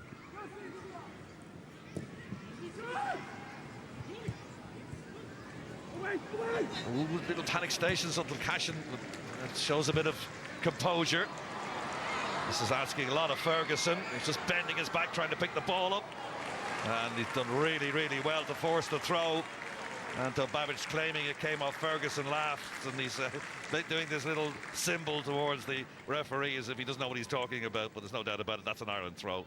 Yeah, and it was important for Ferguson just to go and put in the hard yards to force that. It just gets Ireland back up the pitch now. It forced him to put the ball out of play. There's a problem for one of the Irish players. Teo Daramola is on the ground and looks in a little bit of trouble. Indeed, they're going to bring the medical team onto the pitch. And an opportunity for the Irish players to get across, get some little instructions, and maybe get a little bit of fluid on board. But I've been really impressed with Teo Daramola. I think his defending has been excellent, but also his capacity to make recovery runs. The way he uses his body, and I didn't actually mention it, but when Montenegro broke from that corner and he recognised that it was potentially a 2v1 on the Irish defender, and he was behind, but he managed to use his body, just got a touch on the ball to slow down the attack, then got in front, and he was just able to slow it down and give Irish players that opportunity to get back. And again, that's good experience, but it's also game awareness, and I think he's been very good tonight.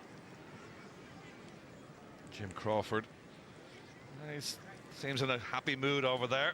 Time is ticking by with this injury to Daramola. He's back on his feet.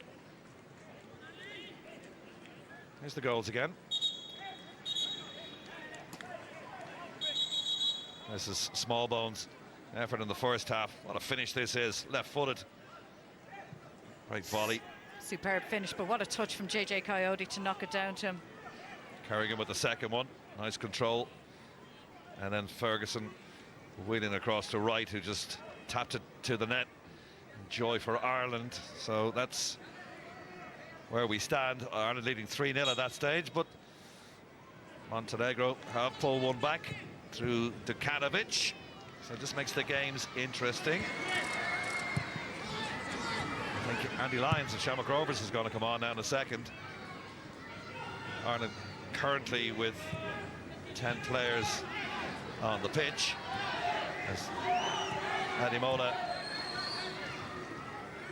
not allowed to come back onto the pitch at this juncture. So Ireland still with 10 players. Here's Wright. Adimola back on the pitch now. Ireland back to the full complement of 11, but I say he's going off, and they're going to bring on Andy Lyons. Smallbone. Carrigan. Ireland put in a very good shift today. And they're 2-0 up in the 84th minute. And here's this substitution. It's the third. Gavin Kilkenny on, Evan Ferguson on, and now Andy Lyons coming on for his fourth under-21 international cap. Yeah, Andy Lyons coming in to a ground that he knows oh so well. Plays the wing-back position in the back five or the back three for Shamrock Rovers. He's had an outstanding season for them so far this year, and he can play on the right or the left. He's stronger on his right side, but he's well capable and has played on the left, and so he'll be able to slot in there comfortably and do the job. Other of the League of Ireland players playing today for the Republic of Ireland under-21s. Andy Lyons, third sub. Here's Kerrigan, another one, UCD. Gavin Kilkenny.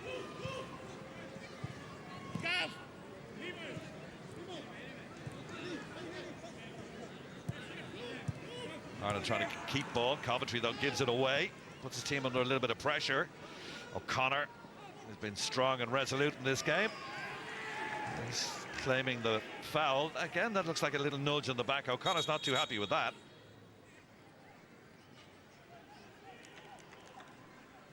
In fairness to the referee, he's allowed the game pretty much to flow, and he's allowed that little bit of physicality and that little bit of contact in the game. Didn't go in our favour for their goal, but in fairness to him, he hasn't made the game a stop-start one. He's let them play.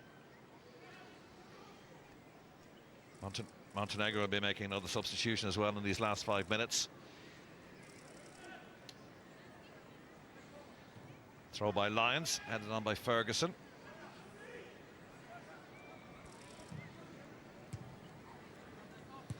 We'll be getting your thoughts very shortly, Lisa, about our player of the match. A few contenders out there. It's not done and dusted yet. Ireland's just got to see this game out.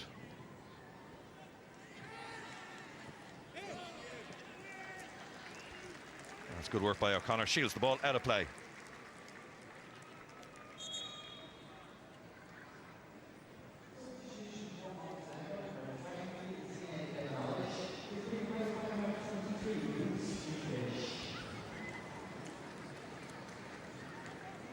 Here's the substitution. And it is Vuk Strejkovic who's coming on. And off goes Zajem Ivanovic. Fourth substitute.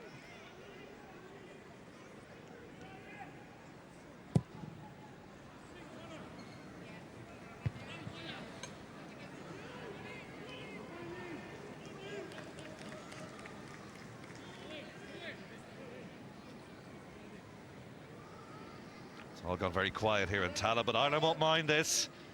Just trying to kill off this game, having conceded that goal.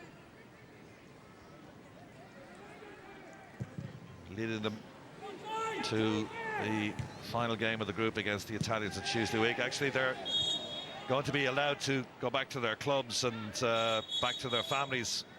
They'll have to regroup on Friday, so they've got a bit of a break here as well, even though it's 3 matches quite close together. Yeah, but certainly much needed recovery now before the next game, and gives them time to get that recovery in and plan for the next game.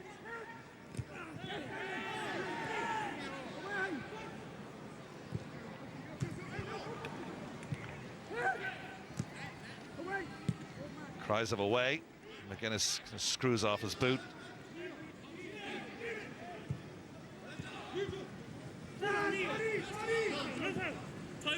Lovely by Tyreek Wilson. Yeah, Lisa says well done. I would concur. So we've got 2.5 plus added time. Can you give us our RTE player of the match? Yeah, I think it's a really difficult decision. I think Lee O'Connor has been excellent. Will Smallbone's been brilliant. I think right across the team, Tariq Wright has been fantastic. But I'm going to give it to Liam Kerrigan. I think he's shown a bit of League of Ireland allegiance as well, but I think he's been excellent. I think he was chosen for this game specifically, and I think he's really executed the role that Jim Crawford has wanted him to do. He's taken the players on, he's caused them problems, he's made brilliant runs, and he's put on so much pressure in the game, even in the last few minutes, making, you know, difficult and when you're tired runs, and to get his goal as well. I think he's taken it really well. So for me, the man of the match this evening, the RTE man of the match, is Liam Kerrigan. Can't argue with that. Coventry, Ferguson, nice spin, trying to set himself up with a shot. That's saved at the legs of the goalkeeper. There's a fair old bit of power in that. Coventry's been fouled in the centre position. This could be interesting, but good effort from Ferguson. Yeah, absolutely. I think we're going to get a yellow card here for Kristovic, the substitute, number 6, and we're hearing 5 added minutes. So we're not done and dusted yet, 6 minutes to go. Now they're going to bring on the medical team as well. That was a strong challenge. And Kristovic, who put the challenge in, has come off the worst. Here's that shot from Ferguson. Really good ball in. He just gets into a little area of space and he's able to get the shot away. And again, it's just, I think he's a little bit loose with the challenge, to be fair to him. He's hurt himself in it, but I think he's a little bit loose. Italy still have 2 games remaining in the group, one of which is the final one of the group against Ireland. Now, if Ireland do win, and it's looking good at the moment tonight, and the Swedes then fail to take all 3 points against the Italians on Thursday, it does ensure Ireland of at least a playoff spot, which would be terrific. Yeah, absolutely. And I think as well it could be a factor when you think about the fact that the Italians are playing Luxembourg today, they play Sweden on Thursday, and then they have to play Ireland. So they actually have 1 extra game in that week where Ireland don't. And I think there's an opportunity for Ireland to capitalise on that as well, because the Italians can't go with a weakened team in any of the games, really. They have to go full throttle, particularly for that game against Sweden. So, look, winning the game here tonight, Ireland have done what they can and they've got themselves into a superb position, and now they focus on their recovery, leave Italy off to do what they do, and then hopefully get the right performance and the right result next week. Well, Italy is still leading that game in Luxembourg by 3-0. It kicked off the same time as this one, so they're home and hose in that one. Ireland 3-1 up, first minute of added time almost complete, 4 in the wall. My money's on Smallbone here. Let's try and lift one over the wall. The wall did its job. Handball. Oh, it's a handball. And a yellow card. He's booked the captain, Kristovic.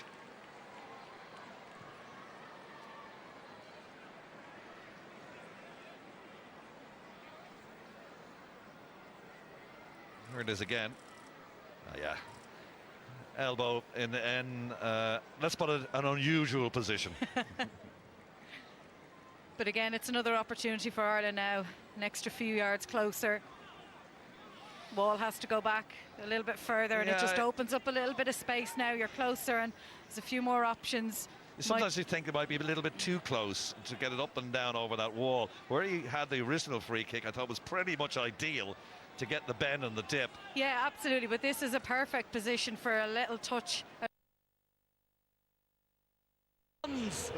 He was just so good, and that piece, that's fantastic. And little roll and a smash from somebody else. Yeah, I wonder is Kilkenny thinking about having a ping from the edge of the area. Well, the meeting of the minds here.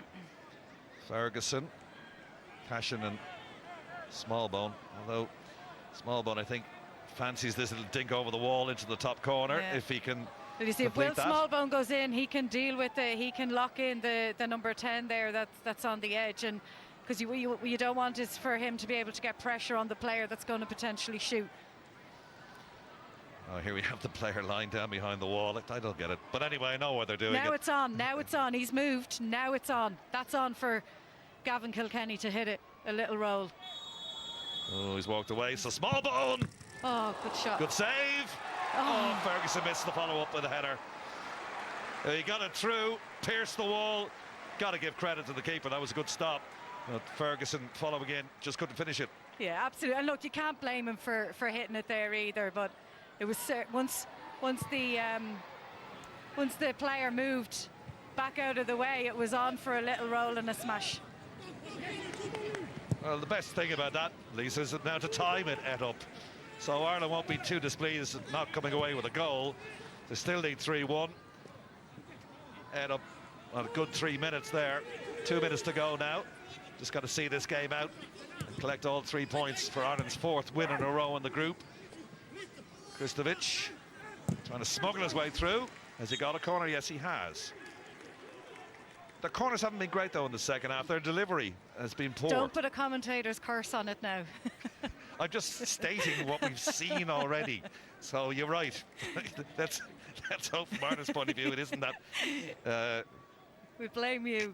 She wouldn't be the first. It's a deeper one this time. And distribution again hasn't been great. This time it's about a ball into the area. Good strong header away. That's Kerrigan again. That's a great clearance. It was. He put his head in where it would have hurt.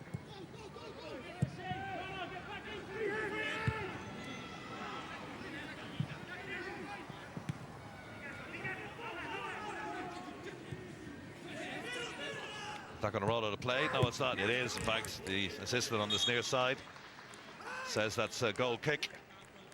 Ball went out of play. Maybe that's Andy Lyons' familiarity with the ground. I thought he just left it there, but he was well aware where he was, where the ball was, and the speed it was moving at. Kristovic looks absolutely perplexed there. He's trying to get the ball off Maher to give the corner. Here he is. He goes, give me the ball. And he's going, hang a sec now. We got a goal kick here. What's going on? And he rolls it out for the corner and then looks at the referee and goes, what? Ball was out of play. No, but it's been a really excellent and a solid performance from Ireland today. You know, had to weather a bit of a storm early in the game, did that, defended really well when they had to, and then edged their way into the game and slowly started to put their stamp on it. And like I said, they played the game, and then they played their opportunities. Really impressive performance. And look, the Italian game will be another completely different entity to this one and to the Bosnia one, but now there's time to go and recover and prepare for that game. They'll have the luxury of watching Italy against Sweden later on this week, and it's just a great position for Ireland to be in, and a really, really good performance.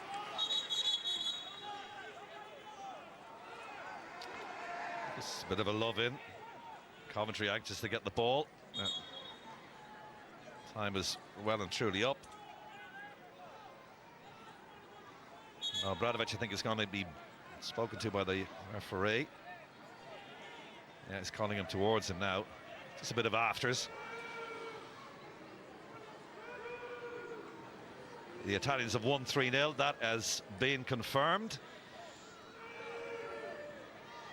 So Luxembourg 0, Italy 3. No booking. Again, Ireland quite happy to just eat up the clock here. And there goes the final whistle. Tremendous performance from Ireland. Will Smallbone opening the scoring at the 41st minute. And they got 2 second-half goals through Liam Kerrigan and Tyreek Wright. Montenegro did get one back through Djukanovic, but it turned out to be mere consolation. So 6 goals in 2 games, 4 wins on the spin. Sets things up nicely for the Italian game on Tuesday week. Yeah, absolutely. And again, now it's all about recovery for Ireland after this. You know, they've put in a real shift there today, and you could see the tempo of this game was so much higher than it was against Bosnia on Friday night. So they will need that extra bit of recovery and the opportunity that they have to do that. But, you know, a really solid performance. I think Jim Crawford and his backroom team will be really impressed with the players. You know, they've really acquitted themselves well to the task in hand today. A solid performance defensively, albeit with the one blip with their goal. But from an attacking point of view, Ireland were really creative, showed different dimensions to the attack. And then when Montenegro kind of had a grip on it, Jim was able to make that little change by introducing Evan Ferguson, pushing Will Smallbone higher up the pitch, bringing Gavin Kilkenny in to just lock up that central area of the pitch with Conor Coventry, and Ireland were able to see out the game. Very good result, 4 wins in a row. Backs up that 3-0 victory against Bosnia. In Tallaght, it's finished Republic of Ireland 1, Republic of Ireland 3 even, Montenegro 1. Joanne. Thank goodness, and thank you to John and thank you to Lisa as well. Richie and Stephen still here with me. Was that, Richie, in many ways, this group of young men, they knew they had a chance here tonight and they just went out and they took it? Oh, they did really, really well. I mean, I didn't envy Lisa Fallon's task of having to pick a player of the match there today. There were so many candidates. The one blot is the goal, but that's about it. Like every element of their play, like we were watching them defensively, and the goalkeeper was superb. Leo Connor, fullback, was absolutely excellent. Cashin came in and he looked so solid, so assured in centre half. Smallbone, yet again, was brilliant. I think he's a player. Stephen Kenny sitting in the stand, I assume Smallbone caught his eye. He's been unlucky with injuries, and you know, we know all the path of his career the last little while. If he stays fit and available, gets a run of games, he's a hell of a player to have. But the result is obviously what we were here for. This superb performance is the icing on the cake. But it was a use of the whole squad. 5 of the players that played today that were brought in played no part in Friday. So there's a depth to the squad, there's a willingness of the manager to play them, and there's a quality, and they all seem to have an understanding of the task. Nobody looked like they needed any time at all to bed into the team or get used to what was going on. So really, really, really positive day. That is massively encouraging, actually, isn't it, Stephen? Oh, it was brilliant. I think from start to finish, the way they went about business, at times in the game when we were controlling our passing, like elements of our play, it was so clever at times. And Noss, I don't think you mentioned, but I thought he was absolutely fantastic. Excellent. I know he came off and maybe that was saving him for Italy, but he was brilliant. His positioning sense, his driving with the ball. He has had 3 appearances this year in the Bundesliga with Mönchengladbach. Yeah, and it's totally understandable. You could see his awareness, and then he's got confidence when he gets into those positions. He could have had a goal or so as well. So I think all over the pitch there was really good performance. But then defensively, when I was asked to defend and do the right things, and Leo Connor putting some brilliant headers, and Mark comes up with 2 saves when he needs to. Everybody was dependable, and that's what you want. And it's, you know, there's opportunities like this come around, and so often you say they're missed opportunities, and this wasn't. It was brilliant. No, it was an opportunity seen and an opportunity taken. We'll just have a look at the table now here. Remember, Ireland just have Italy left to play tomorrow week.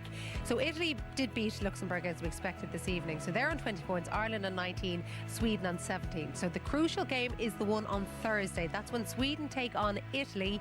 If Sweden don't beat Italy, Ireland definitely have a place in the playoff at least, and then they face the Italians next Tuesday with the possibility of going through straight automatically. Now, if Sweden beat Italy, it means that Ireland do then have to get a result against the Italians, who really, really looked impressive here in Tallaght when they met late last year. Having said that, Ireland looked a whole lot better today than they did then as well, so it should be an interesting match regardless. We have so much more reaction and analysis to come.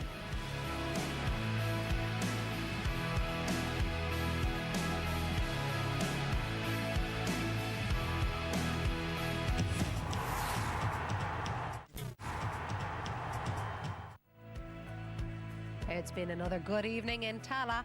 Ireland now within touching distance of a first ever appearance in the European Under-21 Championships. You've watched that live, and there's plenty more to come as well, because on Wednesday Ireland's senior team take on Ukraine in the Nations League. That's from 7 o'clock here on RT2. Then Stephen Kenny's side plays Scotland in their 3rd game of the competition, again at the Aviva on Saturday from 4:15.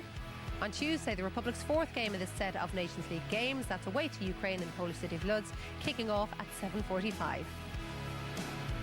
Here in Tallaght, we've seen the Republic of Ireland's under-21s beating Montenegro by 3-1. They are very close to making it to those European Championships. The man of the match today was Liam Kerrigan, and he's with Darren. Liam Kerrigan, player of the match. Well done, 3-1 win. Did you enjoy yourself out there? It was good. It was nice to get out there, back out there, and to top it off with a goal. I'll take it all day long. Tell us about the goal. How did it come about for you? Well, I just started offside. Look, I suppose just ended up on my foot, and I didn't really fancy hitting it first time when it was a bit high, so I took it down. Looked like a bit of composure, but I was a bit panicky now. Well, we're giving you credit with a nice touch there. I'll take it. You've been flying the League of Ireland flag with UCD here on the pitch today, and you've made everyone, I'm sure, in the league very proud today. Hopefully, that's what I'm here to do. Liam, about a year ago, I think you were still working in Super Value. Is that true? The Christmas lockdown, the second one. So I went back to Super Value over Christmas because I suppose you're not making much money in college when you're doing college full-time and trying to play football full-time as well. And look at you now. We'll see what happens next. Well done. Thanks very much. Thank you. Thanks, man. Yeah, definitely well done to Liam Kerrigan, although he'll have to get a few tips on how you don't actually always have to tell the truth when you're talking about goals that you scored. We definitely thought there was a bit of composure there. Yeah, listen, Super Value's loss is Ireland's game at the moment. I'm delighted for him, and he's one player that obviously we come in here today talking as we did with the senior team. Lots of players haven't played competitively in a few weeks and all this, but Kerrigan is not one of them. He's playing every week in the UCD team, and it was a performance that deserved a goal. Yet again, a set piece. Cash, and you can see he pulls out to the back stick. All this is rehearsed, and everyone knows what they're doing. Yes, let's be generous to him and say he knew he had a half a moment's time to take it down, pick which foot he wanted to finish it in, and a decent finish. But performance he deserved, and rightly got player of the match. Great header across as well, wasn't it? It's brilliant, so well worked, and what's lovely is that the amount of bodies that are in there for the ball. You know, you get totally offside, but Coyote's in there as well. I think it might be small ball, and it's just put in a great area and the lining up, which is what you want to see. On numerous occasions that's happened, the ball's in the box, there's been 2 or 3 players in around them, which is great. Now, the second goal, because you did say at half-time the bench could have a big impact.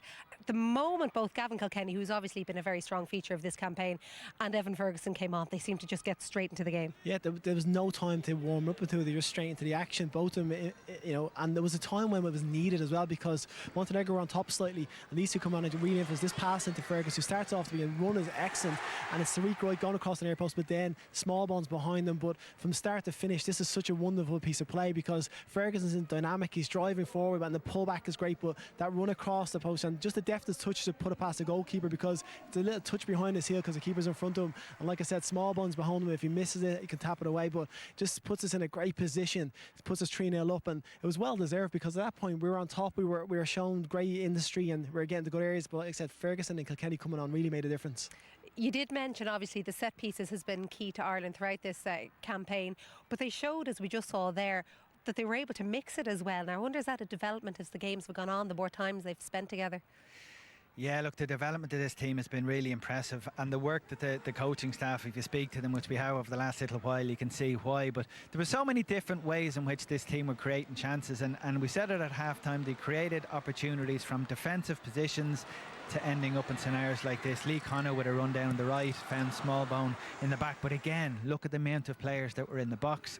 Set pieces, we know, are a threat, and Coventry there just connected well. Players couldn't get the follow-up. Again, plenty of players in and around there hungry. And an impressive part of the performance was the ability to keep the ball in confined areas, always want the ball and be composed and know what the options are. This fella, I think, we'll be talking about for quite a while. 17-year-old still, Evan Ferguson came on, as you said, made an impact for one of the goals. Here, I don't know, let's give him a bit of a benefit. The ball may have been spinning from the way the goalkeeper saved it, but he put that wide. But it's intelligent use of him as well. He started the away game against Montenegro when he was 16, which is a big step up for at under 21 level. So there's a lot of hype around him. They speak really well of him in Brighton. We know his first team opportunities that he's had, but he is one that if his development goes the way we want it to, we could have a hell of a player. Oh, fingers crossed. And hopefully we'll be saying that about a few of the players we've been watching throughout this under 21s. But We did see at the start of that second half, Montenegro came out and they did cause Ireland a bit of trouble. People might look at the scoreline at one stage. Ireland were obviously 3-0 up nearing the end of the match, and they might think that it's easy opposition. It certainly wasn't the case. No, it wasn't. And we lost to these 2-1 the last game, so we know they're capable of scoring goals and they're capable of creating chances. But it's when we were called upon and we had decisions to make. Mar, he's quiet for most of the game, but it's these, pinpoint moments where he puts a really good save, gets in a good area, but afterwards the reaction, look how quickly they get out to the ball to close it down as well. Defensively, they're in a great position. This one here, it's just a ball over the top. Maybe defensively we can do better. The run catches him offside slightly, but Mar's in a really good position. The shot comes in, he's there near post, controls it, and then puts his hand on it. So it's just these times when you feel you need the defence to step up and make a tackle and make a clearance, and we've done there. Cashin, who came to the side for the first time, shows good speed here to get back in position, but then doesn't dive in, slows him down, stands him up. You're in the box, you can't touch him, but just gets the block in as well. And I think throughout the game, defensively, they've shown glimpses of maturity that you expect. Cashin, the experienced player at this level after playing in Derby, not in the international scene, but playing a lot of championships, so that's going to come in, and for him to come into the team like this and slot in, seems like he gets on well with the lads, he knows them, and all around the pitch just making good interceptions, good tackles, good blocks. McGuinness here, right position at the right time, gets the clearance in. So when they were called upon and they needed to, and I think for me, I think it was a real close contender for man of the match, and only for attacking we were so good, but this man Leo O'Connor put in some absolutely brilliant defensive display. His position as central full back, getting into the areas, knowing that your centre back has had to be pulled out of positions, you have to get around the cover, and brave, making the headers. I think it was excellent display from him. When you have a game like that, when you're so in control, you're winning by 3-0, how annoying is it when you do finally concede? It is, we come in knowing that Brian had the record of 5 clean sheets. It looked a strong contender to extend that record to 6. But Montenegro are a decent team. I think, I don't think this is us being biased. I think there's a possibility of a push here on Kerrigan. Tallaght pushes him over. The ref plays on, but this is a really, really tidy finish. Dukanovic in the middle. He's aware of what's around him. Takes it on the half turn here. Slots it home. Puts Mar the other way. But what was impressive about the aftermath of this, there was no shift in the energy or the composure or any of the things that were so impressive by the Irish players up until this point. There was no doubt, no obvious doubt crept in their minds in terms of how they played. Kilkenny was brought on at that point, so he was just bringing an air of composure and experience into the middle of the park. So it was the one blot on an otherwise really, really impressive afternoon. And even with the goal, though, it wasn't because of lapse of concentration or because we weren't putting the effort in. We were still pressing them and high. It was just they got a bit of rub of the green, they got the goal, but it wasn't through us for lack of effort or us taking the foot off the pedal. That didn't happen at all through the game, which was great to see, I think. No, it was certainly a solid defensive display. Definitely a good attacking display as well, and one of the key men in that is Tariq Wright, and he's with Darren. Tariq, congratulations. How do you feel after that? A 3-1 victory. A lot of pressure on you guys to get the result today, and you delivered. Yeah, definitely. But they say pressure makes diamonds, so it's a massive 3 points for us, and I can't wait for the Italy game. It's all 3 points for us, but yeah, I'm definitely looking forward to it. Happy with your own performance? To a certain degree, yeah. I'm happy with the goal, but I could tidy up on a few things, but I'm sure it'll come in the next game. Tariq, you guys are on the most incredible run, 4 wins on the trot, and you've gone from outsiders in this group to being right in the thick of things, and 1 game away now from playoff, and look, we can't rule out top place either at this stage. Nah, definitely not. I said back in the game against Sweden at home that everyone sees us as the underdogs, and I always knew that what we're capable of. But yeah, so I can't wait to go, honestly. What is it about this group? Can you put your finger on it? It feels like a family, to be honest. Everyone's so close with each other. Everyone demands high standards, and throughout the whole campaign, and yeah, it'll continue for throughout the years. Italy next Tuesday week. Are you looking forward to that? I can't wait. Honestly, I can't wait. They've done us in our own backyard, so we'll be looking to do them in their own backyard as well. Good luck with it. Thank you. Cheers. Oh, that's definitely the attitude, Tariq. We might talk about that a little bit later. First of all, though, it's always a good sign when you hear a player say it's like a family. There's this bond amongst the players, and it does look like that when you're watching them. It is, yeah, and I love his pressure makes diamonds. we can't let that pass without commenting on it. We all spoke before about how would they deal with the occasion and the expectation and what's at stake. There was our answer there. But I think the coaching staff deserve a huge amount of praise because of the atmosphere that they have created. They obviously spread around the game time of all the players and keep those who aren't involved included, or a sense of feeling included, because nobody comes in with looking like they're sulking or they don't know what they're doing. And I'll go back to actually something I said before the game on Friday. 12 months ago, they put together a fixture list over the June break to replicate the standards and the timetable that they would face. So they played, I think, Australia 23s, Denmark and Switzerland, and they learned from that. Everyone had an individual programme and they got the sense of what the players were capable of in a short window. And all of that was just put in the mix to make the decisions they made in the last couple of days. So they're getting rewards for a lot of work. Yeah, definitely a lot of praise towards the management team as well. And we're going to be hearing from the manager himself, Jim Crawford, next.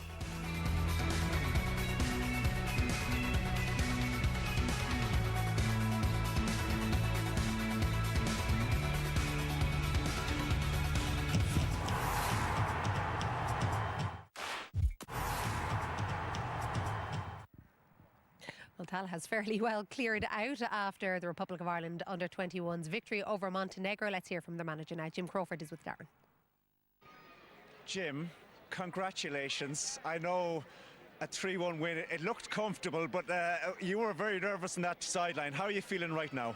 No, I'm feeling great. You know, it was a decent performance, our final game in Tallaght Stadium, and I hope the fans enjoyed it. There was a lot of good passages of play, and you know, for me it was a lot better than the other night, but the most important thing was getting the 3 points. And you know, you're obviously disappointed you conceded the goal, but we learned from that and we start getting ourselves ready now for the game against Italy.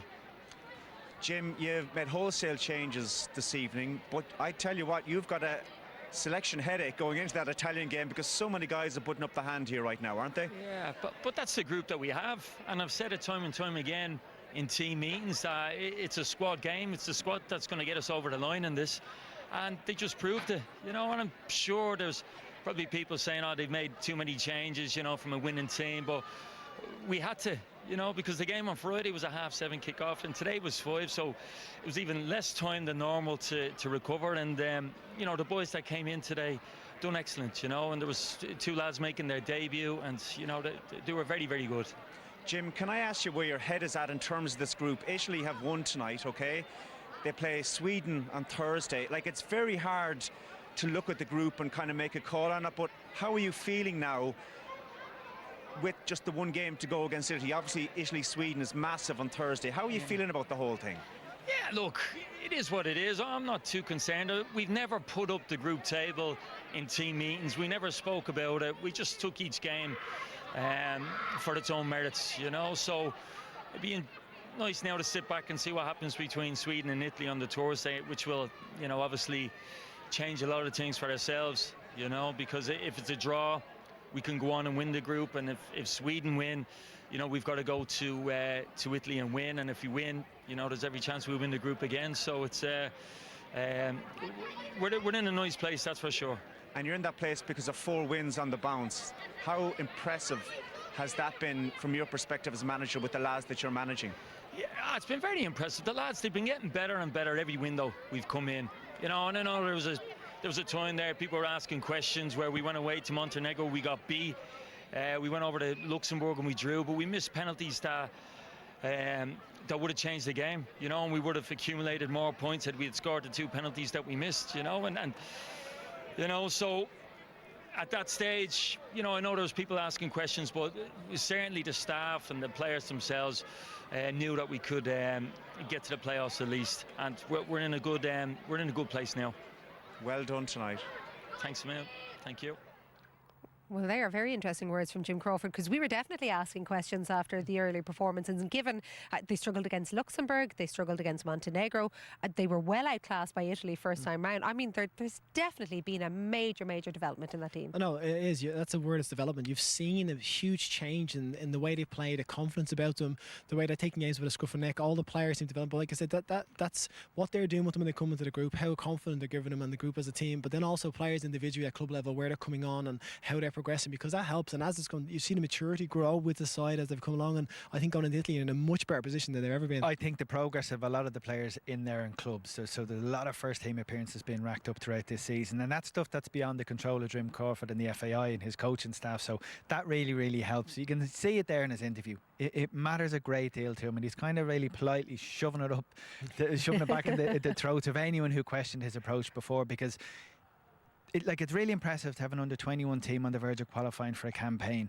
But the other thing you judge an under-21 group on is how many of them can go on and play in the seniors. There's already 9 players currently involved in the seniors which are still young enough to be out there.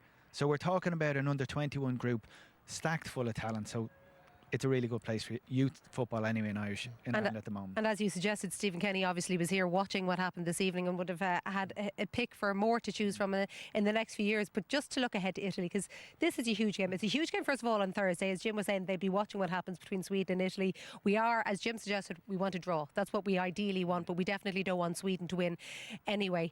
But Ireland can only really concentrate now on next Tuesday. Would they be buzzing, despite what happened against Italy here in the winter? Would they be absolutely buzzing to get absolutely on the I think now they're going to feel like they're more prepared, they're in a better position.